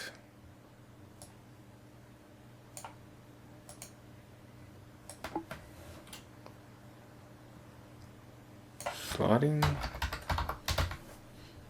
Now you could open up this XML and edit things in there, but I think that's probably a bit dangerous, so we'll just come back into ARCHICAD and we'll click OK on these, and we'll reload the libraries, and that'll bring in that database so we can communicate with it, and we can start modifying and deleting things out of that. Okay, now what we can do is we can just use a generic one, but we'll start with one of these that we've already set up that database in. So we'll just go into settings here. We don't need that. Don't know why those images aren't there. There's still some sort of an image there, but it's not giving me much. Anyway, so I can go to my fixed. I'm just gonna have a look and see if that's occurred everywhere. I wonder why that image has dropped out. The image has disappeared. There it is there, that's the fixed one. Shouldn't be anything wrong with that. Just gonna copy that. Maybe it's just, we're just getting an error message because of the lack of the sliding or something, I'm not sure.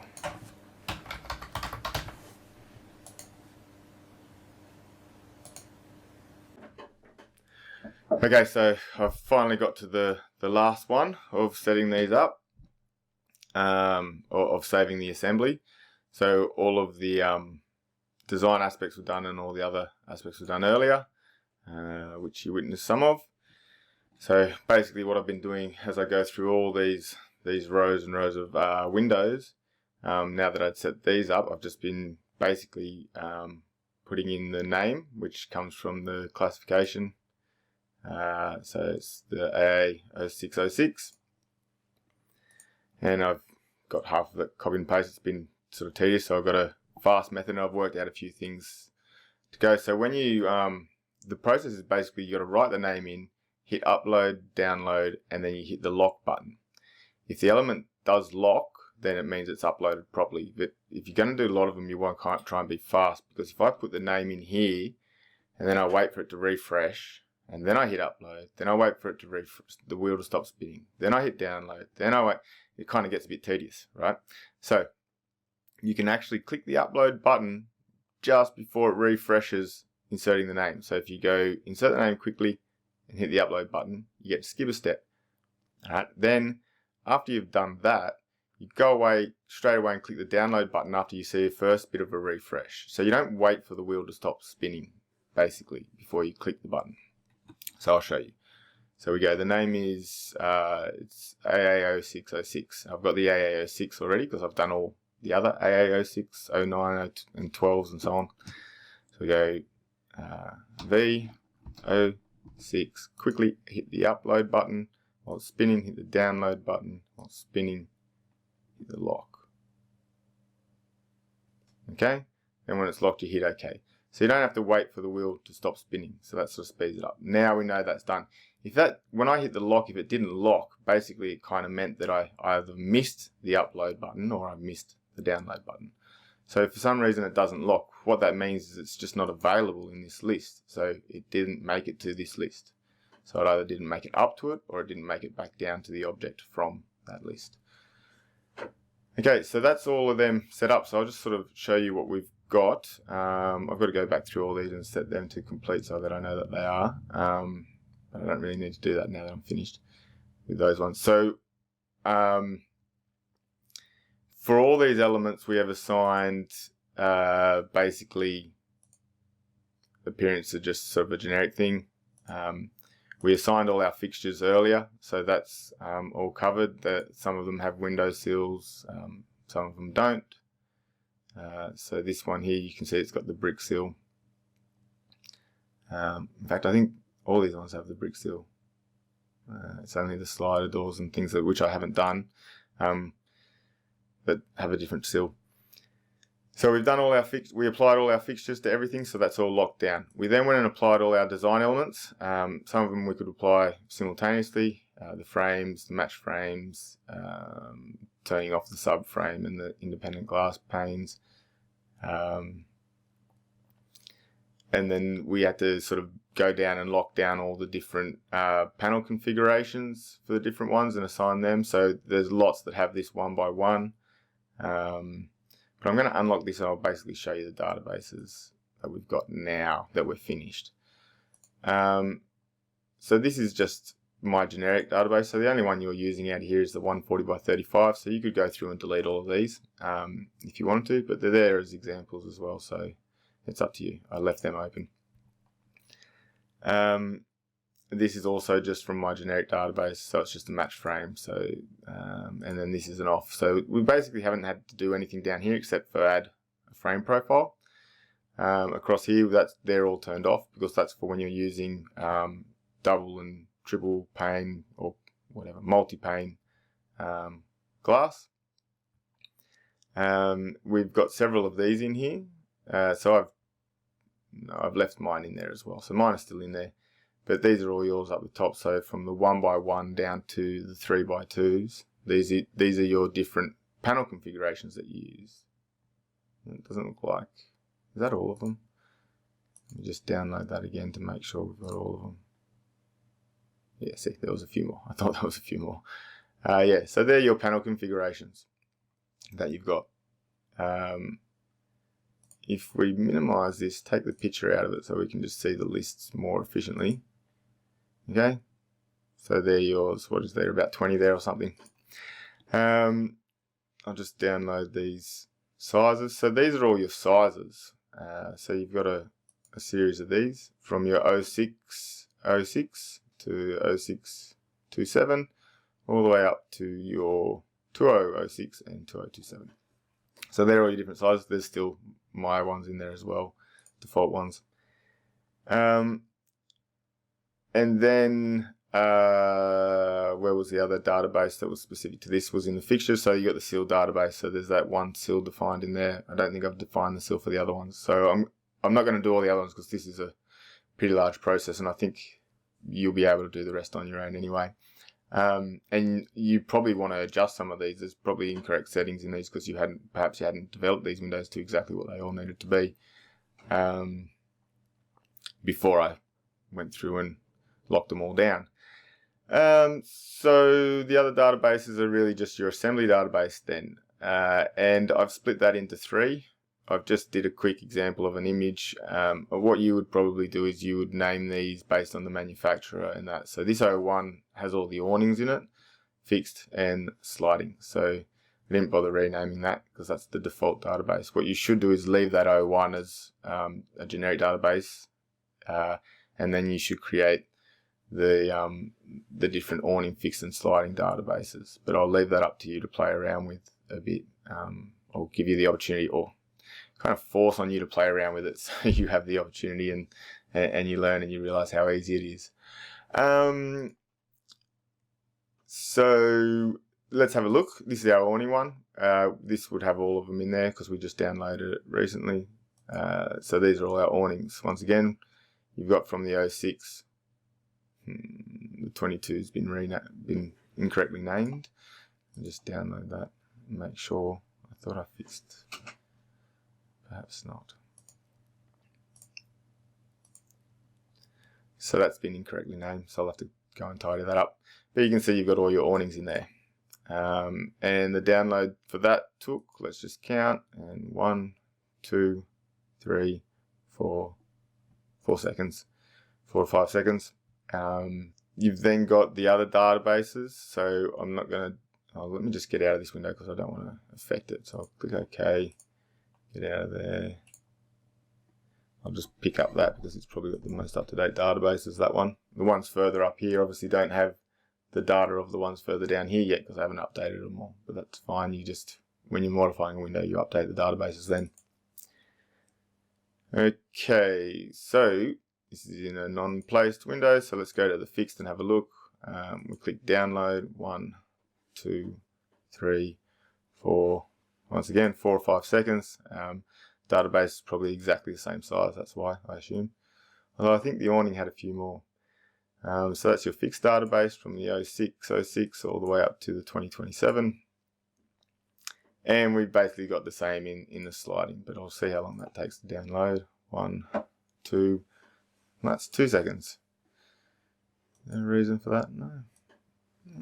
About the same amount of windows. It was just efficient. So they're all our windows all set up. Now, there was one thing that we had left out. I want to just go through and I'll finish off setting these to red first, so I can fully visualize exactly where I'm at, even though I know I want it to be obvious on screen as well. Okay, so I've assigned these all to complete, so they're now all got the red in them, so I can see where I'm at. So the thing that is not complete is the thing that is not red, so the actual operable elements.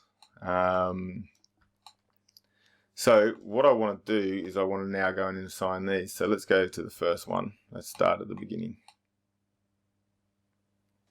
Actually, let's start at this beginning because they're simpler.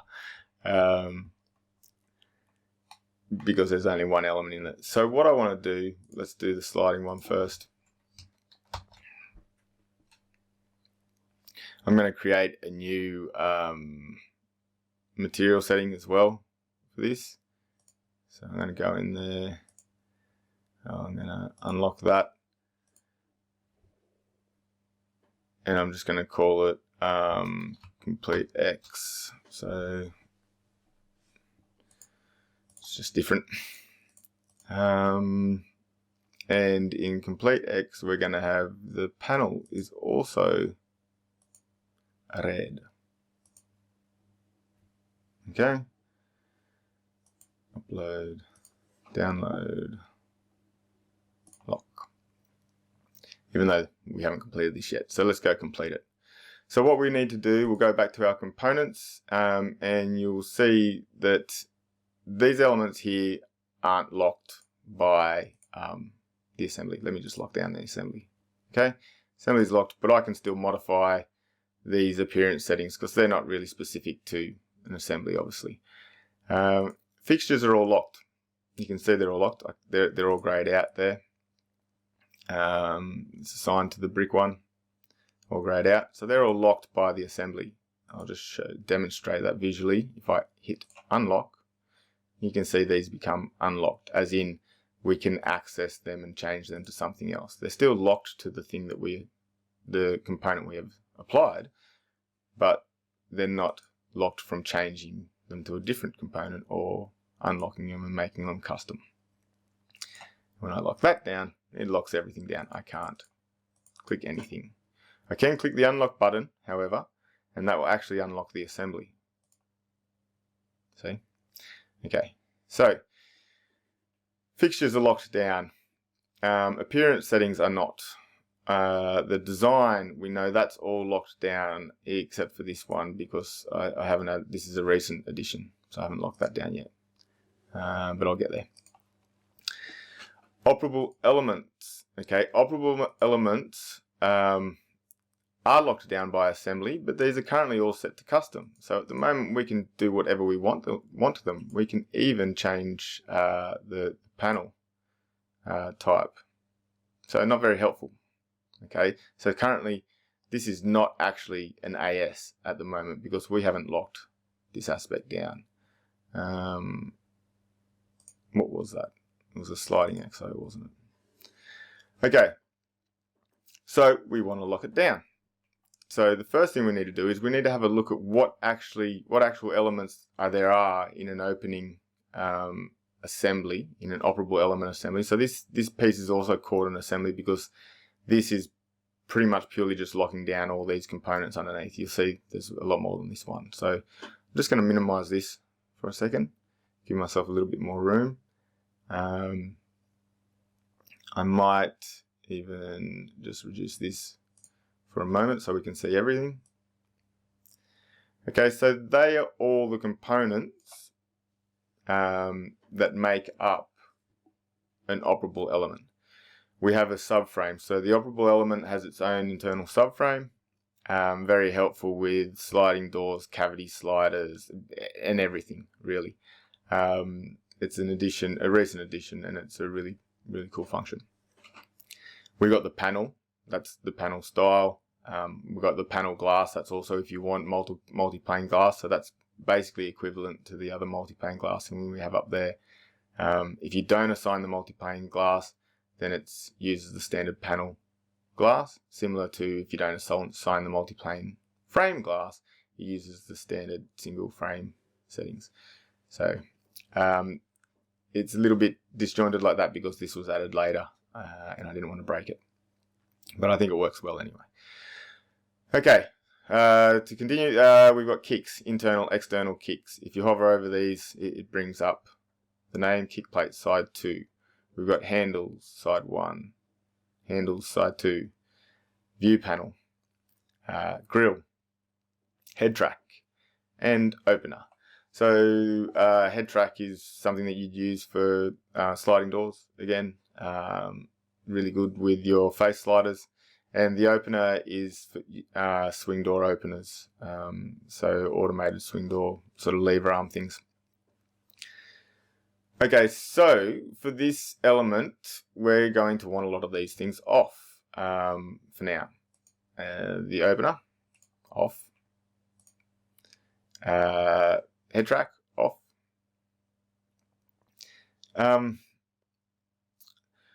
We don't need to select all these, all the panels here, all the placed windows here and go on through and do this like we did with the other ones, because we're not going to have to go through as many steps with this. We're basically going to be saving maybe 1 or 2 different operable element types for sliders and 1 or 2 different for awnings at most. It might even just be 1.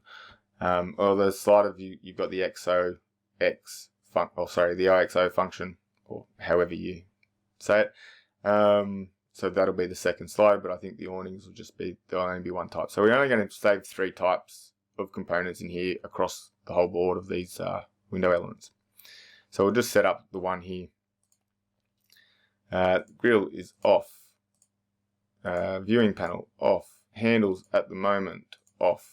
You can see I've created a couple in there. I'm going to improve the handle geometry options shortly. Actually today and tomorrow as I do it for the joinery tool. Off. Door panel, that's obviously not off. Kicks are off. The door, so the panel, I know that's a door, but basically windows and door panels all have the exact same options. It's the one macro. Off. Windows used to have a lot less options, so I didn't see the point in that, so I linked them to the door panel. This, we can leave it off because we're only having single pane glass. And subframes. At the moment, I'm not seeing any subframes. You probably don't need to go down to that level of detail or whatever. You don't need to put the profiles in the frames that are there, so we'll just leave them at off now.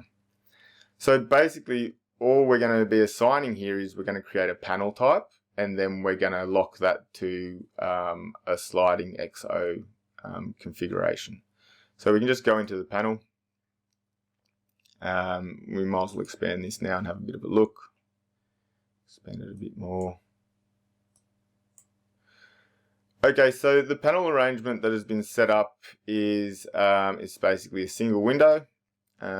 Standard. This is the standard one that you do use for window elements. It's very typical, obviously. You've got a 35 wide sash, and it's also 35 deep. The glass is 8 mil and it's centered. So that's the panel configuration. All those elements there make up this panel type. Handles, kick plates, viewing panels, and grills, they each have their own component type, obviously, as you saw in the previous page. We also have head cuts. You can also list the cuts and calculate them in the schedule or leave them out. There's styles, so you can apply style profiles to these panels and get the right detail of all that down as well. There's also a seal that's mainly used for revolving doors. That I don't think it's actually used on anything else. You can cut the base, you can cut the head. So the purpose of the head cuts and base cuts is so that you can say that it's a 21 door panel or 2040 panel, but when it's in the model, it might actually be trimmed down to a 2020 for some reason, or probably not that far, but it might be trimmed a little bit. But you're still going to order a 2040, so you want to list a 2040 in the schedule. Okay, so, you can apply styles, and you can also differ the styles, so there can be different profiles on each side of the door, or each side of the panel. Anyway, we're not doing that sort of complexity in this, so all we really need to do here is name it. So this is a standard sash. This might even be the standard same sash that you're going to use in the awning. It might have the exact same dimensions, exact same profile and all that. So we don't need to name this slider. This is just a sash. It's not specific to the operation. Okay, it's specific to the panel. So we can just call this sash 01 or something like that. At the moment, yeah, I think we'll just stick with that. We'll just say sash 01. Oops, sash 01. So if you're going to have multiple of these elements, then you want to come up with a naming configuration. You might use codes or something like that. There might be even product codes or something. Or you might do a coding system that's based on thermal ratings, because you know glazing elements, sashes are pretty critical and that sort of thing. You could organise it in whatever way you like, basically. We'll keep it simple for now. Sash 01, we're just uploading that to the standard database. So upload, download, and lock. Okay, so now you'll see that with that locked, I can't change any of these values. It's all locked down. It doesn't look locked, it's not grayed out. That's because this parameter is an array that actually controls all the sashes across all of the assemblies. So when you've got an assembly that's got multiple operable elements, as you do in some of these, some of those you'll have operable elements that are different. So not just awnings and slidings, you'll have doors with awnings and slidings and louvers and things like that. So if I was to lock this parameter, then I'd lock this panel thickness for the whole assembly, and that wouldn't work. Because you might want it 35mm in the sashes for your windows, but you might want it 40mm or 42mm for the door panel, if you've got doors and windows combined.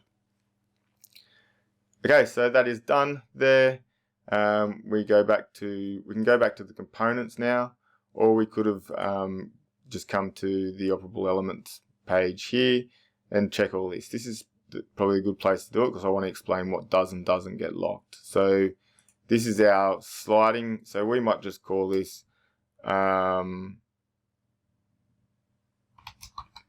slide XO. Oops, I'm using the wrong characters here. -01. So I'll lock that. I'll upload it, download, and hit lock. Okay, so now this is all this element's all locked down.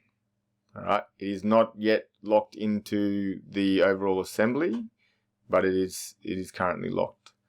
Oh, you can move this UI. I don't know why it defaults down there. 72. You can also make it bigger. So when you've got really large assemblies, you can make it larger so you can see all the details. Hide that in. Okay, so our sliding window. Now, what does and doesn't get locked? This aspect, the panel widths, they get locked. So if you do if you click on the different widths and lock them down, and put different widths in there, you can see I can't click on that now. It won't allow me to do it. The panel overlap, it actually was not getting included a couple of days ago, and I realized that that was a problem. Still haven't locked it down. Okay, so I will lock down that panel overlap. I thought I already did that, but obviously not. So I'll lock down the panel overlap, so it will be locked. The 2D and 3D symbol are obviously not locked, and the position and the direction do not get locked. I haven't done this yet, but I might lock the position and the direction of the operable elements with the assembly rather than with the opening assembly. I might lock it with the overall assembly, because I think that makes more sense. I don't think it makes sense to lock your sliding X001 to a position within the frame, because its position is not really specific to the component, it's more specific to the overall assembly. So that's where I might add it to there and lock it down in there. Okay, but at the moment, that is what is locked within an opening assembly. The operable. I've got to work out better words for these because there's two types. There's an assembly within assembly and so on. Within the operable element component assembly, those are the things that are locked, just basically the width and the type. But I will lock the overlap. Okay, so now we go back to our components page and we can see we've got this locked down. I'm just going to open up this again. So the assembly is applied. This is locked, but it's at the moment it's not locked into the assembly, so I can still come here and choose something else if I wanted to. I'm not going to do that at the moment. So what I need to do is I need to unlock the assembly, and with this element assigned, and all the other elements, well, it assigns all the other elements, but with it assigned and its subcomponents all set, if I hit upload, download, and lock, now you can see that is completely locked in to that assembly. Okay, so this is a complete unit. So I'm just going to get out of there now.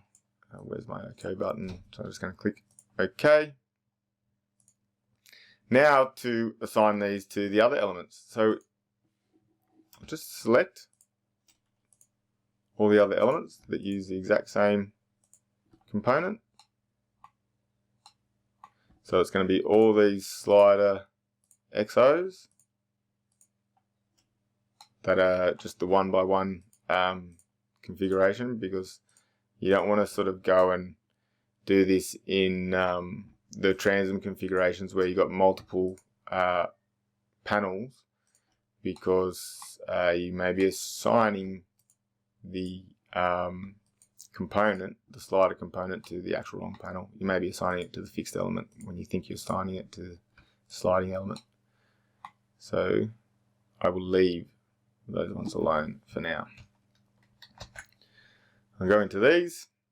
All I have to do here is I go to my Operable Elements. I'll just expand this, and I download. Now I have to download all of those elements, so it may be quicker to just hit the download here, which downloads absolutely everything.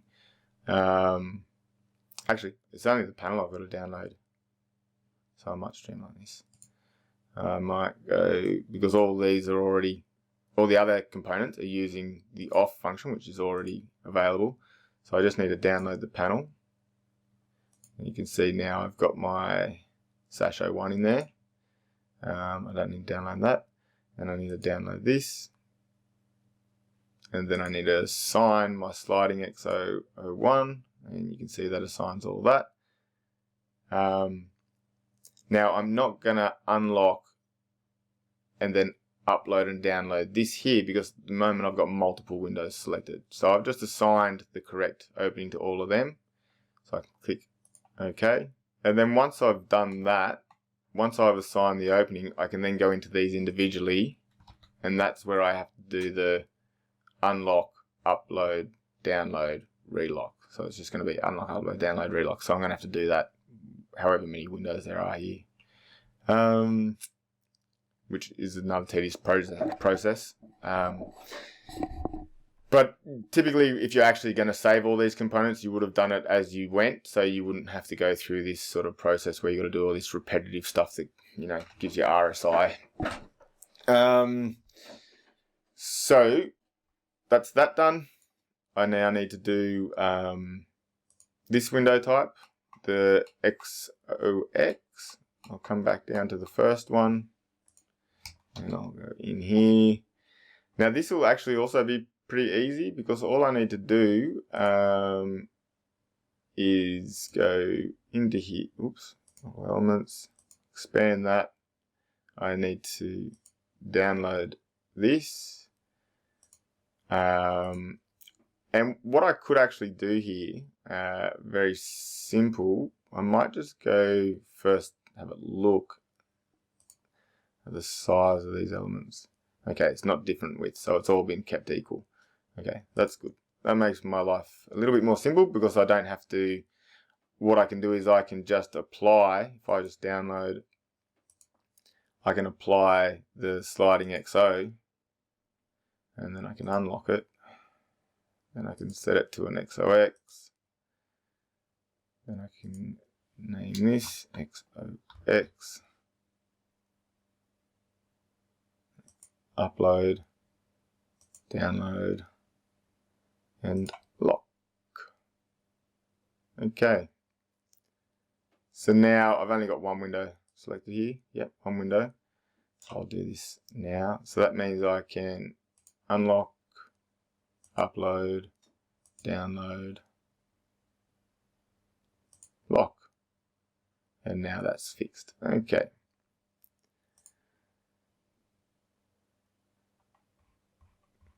Something happened there. Indeed, it changed. It went to internal instead of external. That's all. So I just go in there. Always got to keep an eye on things because things like that can happen without you being aware. So I'm just going to go to the opening. Outward, inward. The reason the window reverted to outward is because I changed it from an XOX to an XO, and so it went to the default. Alright, back to where we should be. So now I just need to select all those configurations. Doing anything manually like this, even selecting items, is, well, in particular selecting items manually is prone to user error, basically. So not something I'm a fan of. Okay, so we'll just go into these, and as we did with the other one, Operable Elements, let's have a look. We need to download the panel, and we need to download the opening Operable Element assembly. Opening. It's called the opening. Should probably have a little bit more of a description in there, but anyway, so now all I've got to do is go to my XOX and click OK. What I'm going to do while I'm here, if you look at this XOX, I'm going to create an image. The easiest way to do it is to start with one of these images. So I'm going to start with this awning image here, and I'm going to create an image for these two. Okay? So I'm just going to go, just get out of there. Well, I don't even have to get out of there. Well, I will eventually. So I'll just click OK. I'll go into the library. So this is your library. Remembering that you have to extract the LCF in order to write to the catalog. So you will be looking at a folder that looks like. Okay, so infinite openings, infinite opening picks, catalog picks, and we're going to start with this one here.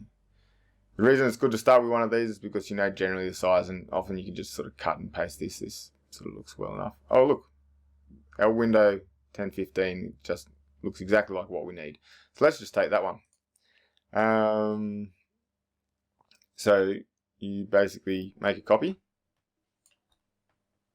Then you name that copy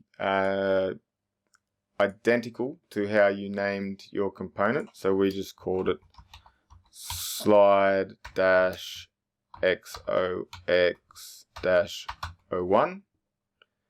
Okay, and that's the image. Now let's do the XO as well. So we'll just copy that, call that XO, and then we'll open it just using Paint. Very simple. You don't need anything special to do this, obviously. And get rid of this one, move him more to the middle, clean up the mess. Now, you could, within this, you could put some text. You could write something, you know, to explain it as well, so it's easier. So, we'll just leave it at that for now. So, save that, close, come back into the library. To bring those new images in, we need to reload the library. Okay. Close. Now we'll have a look at this element, and we should have an image. There we go. So we got our nice little images there. All right. You could use a different color if you wanted to highlight the difference between your stuff and my stuff, or if you might even want to just delete all my stuff. So we've got nice little images there, and that's also helpful because when we've got lots of stuff, you can click on this little button here and it expands it into a bigger view. I've still kept that down to the typical interface size because that's where how a lot of people work. Would be nice if people would work in a bigger space occasionally, and we could, or if we could expand this and it would respond as we expanded that. But unfortunately, the interface GDL is not quite at that level. Okay, so that's basically that done. All we need to do now is go around and refresh all the assemblies for that. In our more complex ones, let me just bring them into view. So in these ones, I'm going to assume it's all the same. So you could possibly select these 4 here. Let's see if we make a mess of things. Down to the operable elements. You got 2 fixed and a sliding. Okay, so even the fact that this is fixed is not saved at all.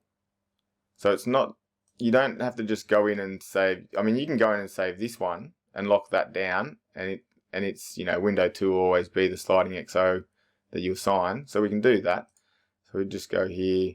Remember, we need to download the that database. Download this one and go to our sliding XO. Okay, and that's all good. And we can refresh this. Am I only selecting one? No, I'm selecting lots. Okay, so I won't do that aspect. I won't mess around with the assembly yet because I've got a few windows selected. So I might just deselect and go into 1. So I'll leave that. I'll click OK. Nothing went wrong there. That's good. So I'll select the first one. So if I've got my my component assigned here, so I can unlock, upload, download,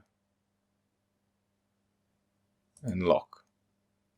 Okay, so now that is absolutely locked into this. Once again, that was, you know, the multi-glass was added later, so it's not quite locked down, but you can see that it's set to the right one anyway. Well, it's not physically locked, but it is still locked to that setting. So you can't change it, but it's just not grayed out.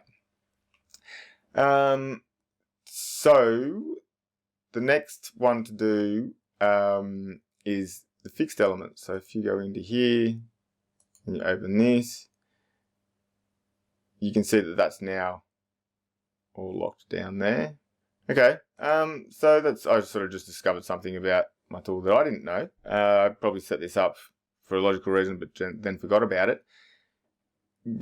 Previously, you can see now that these are all locked, even though I haven't set any of them. They're all set to custom. They're all locked down. They can't be edited. This is all set to fixed. This one. So everything's been locked down to custom. Now that happened when I locked this one down. So once I set a component here to this and set all these components, then it automatically applied the locking function of the assembly to all the other opening types. So that's an efficiency. I can understand why I did that. That makes sense. There's a certain part in the code where you sort of say, you know, what do you want to lock down? You say, well, don't lock down any of the windows if they're all custom. But if one of them's set to being a certain thing, then you just need to lock the whole set down. So maybe I could open that up, or maybe not. I think it's an efficiency here, and I think it works well. So that means we don't have to assign anything to these fixed. We can leave them as they are. We don't have to create components just for the fixed elements, which are just the fixed glaze pane. So that's an efficiency. Okay, so that works well. I can also then grab these ones here. Oh, there's a couple rows of them. Okay, so I'll grab these ones first.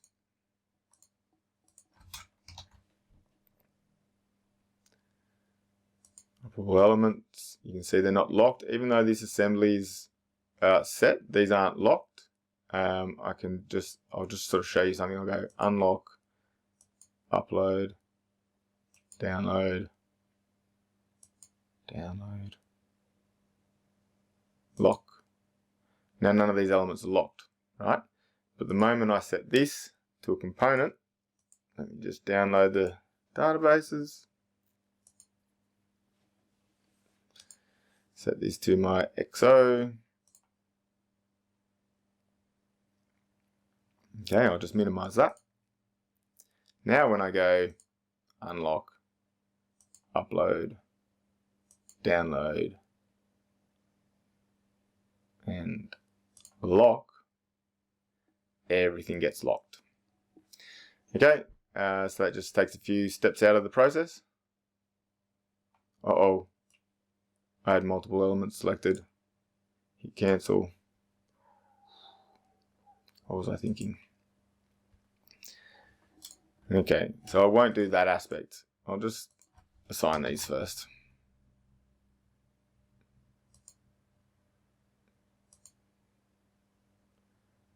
Download the panel. Download the opening. XO. Okay.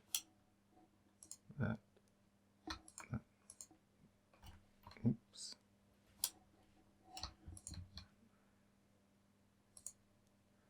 Now I'm not sure about these. Are these all still equal? They don't look like they are.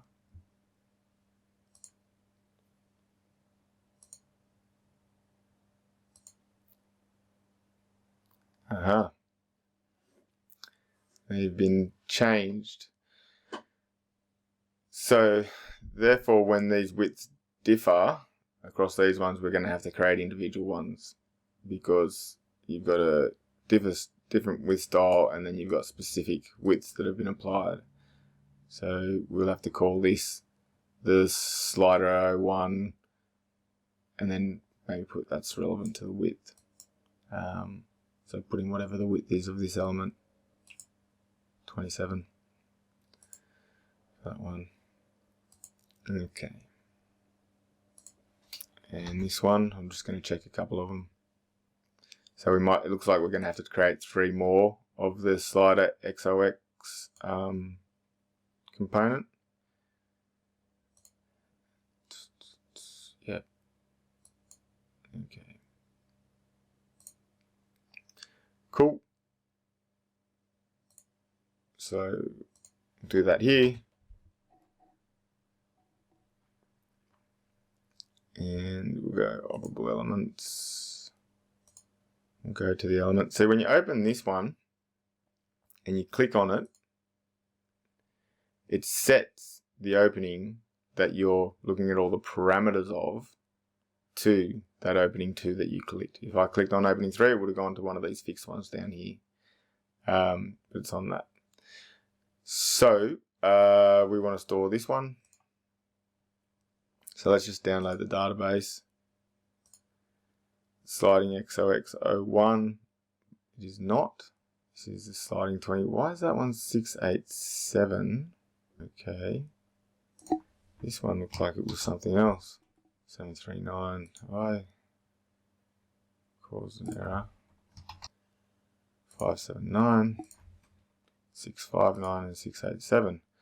Panel arrangement 739. So I think there's a mistake there. So what I'm going to do is I'll create using this one. I could just change it to 739, but it's easy to do this. So I'll go Operable Elements. We'll go just that for a little bit. I don't want to assign the other one because it's going to be equal, so I don't want to, so that's going to cause problems. So I'm going to have to do this all manually again this time, which is not so hard. It's just a matter of going off, off, off, off, off, off, off, off, off, download, sash 01, assuming we're still using the same sash, off, and then we need to just download that, but we're not going to really do anything. Sliding XOXO,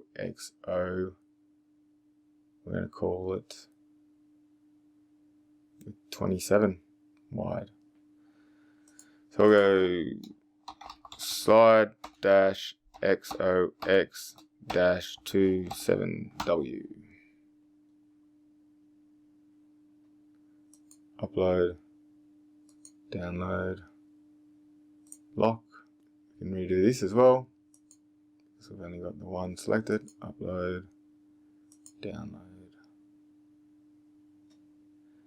lock. Okay. Then that means we can come over here and we can go, we'll do this back in the components so we can get that panel. So we can go download there, and the 27 wide. Okay, so now basically we'd go do the same. We'd do the same with all these, and then we just need to refresh. Then the same with the awnings, so we'll do one of the awnings here. We'll start with an easy one, even though it's all going to be the same, these awnings, because we don't have the XO or the XOX option, it's just an awning. So we'll go into it, Operable Elements,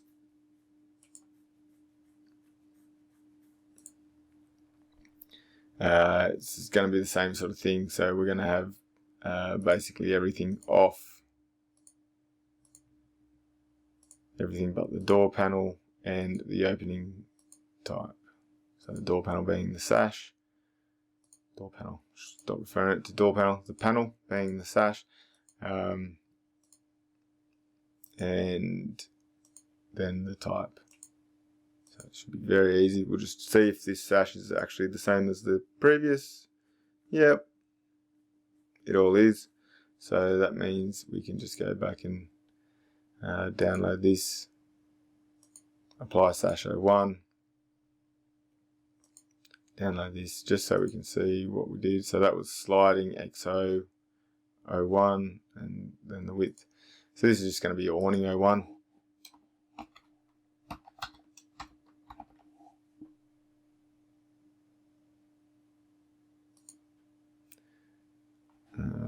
I'll put awning as soon as I did slide. You might want to have codes for the way you name this. I'm just keeping it simple. So we'll upload that, download, and lock. And now we've only got the one selected, so that means we can, I'm just going to lock this, make sure everything is right, unlock it, upload, download,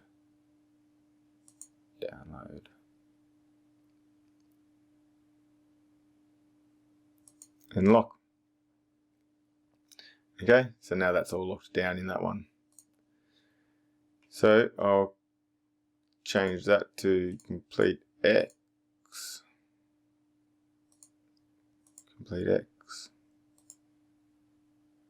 Done.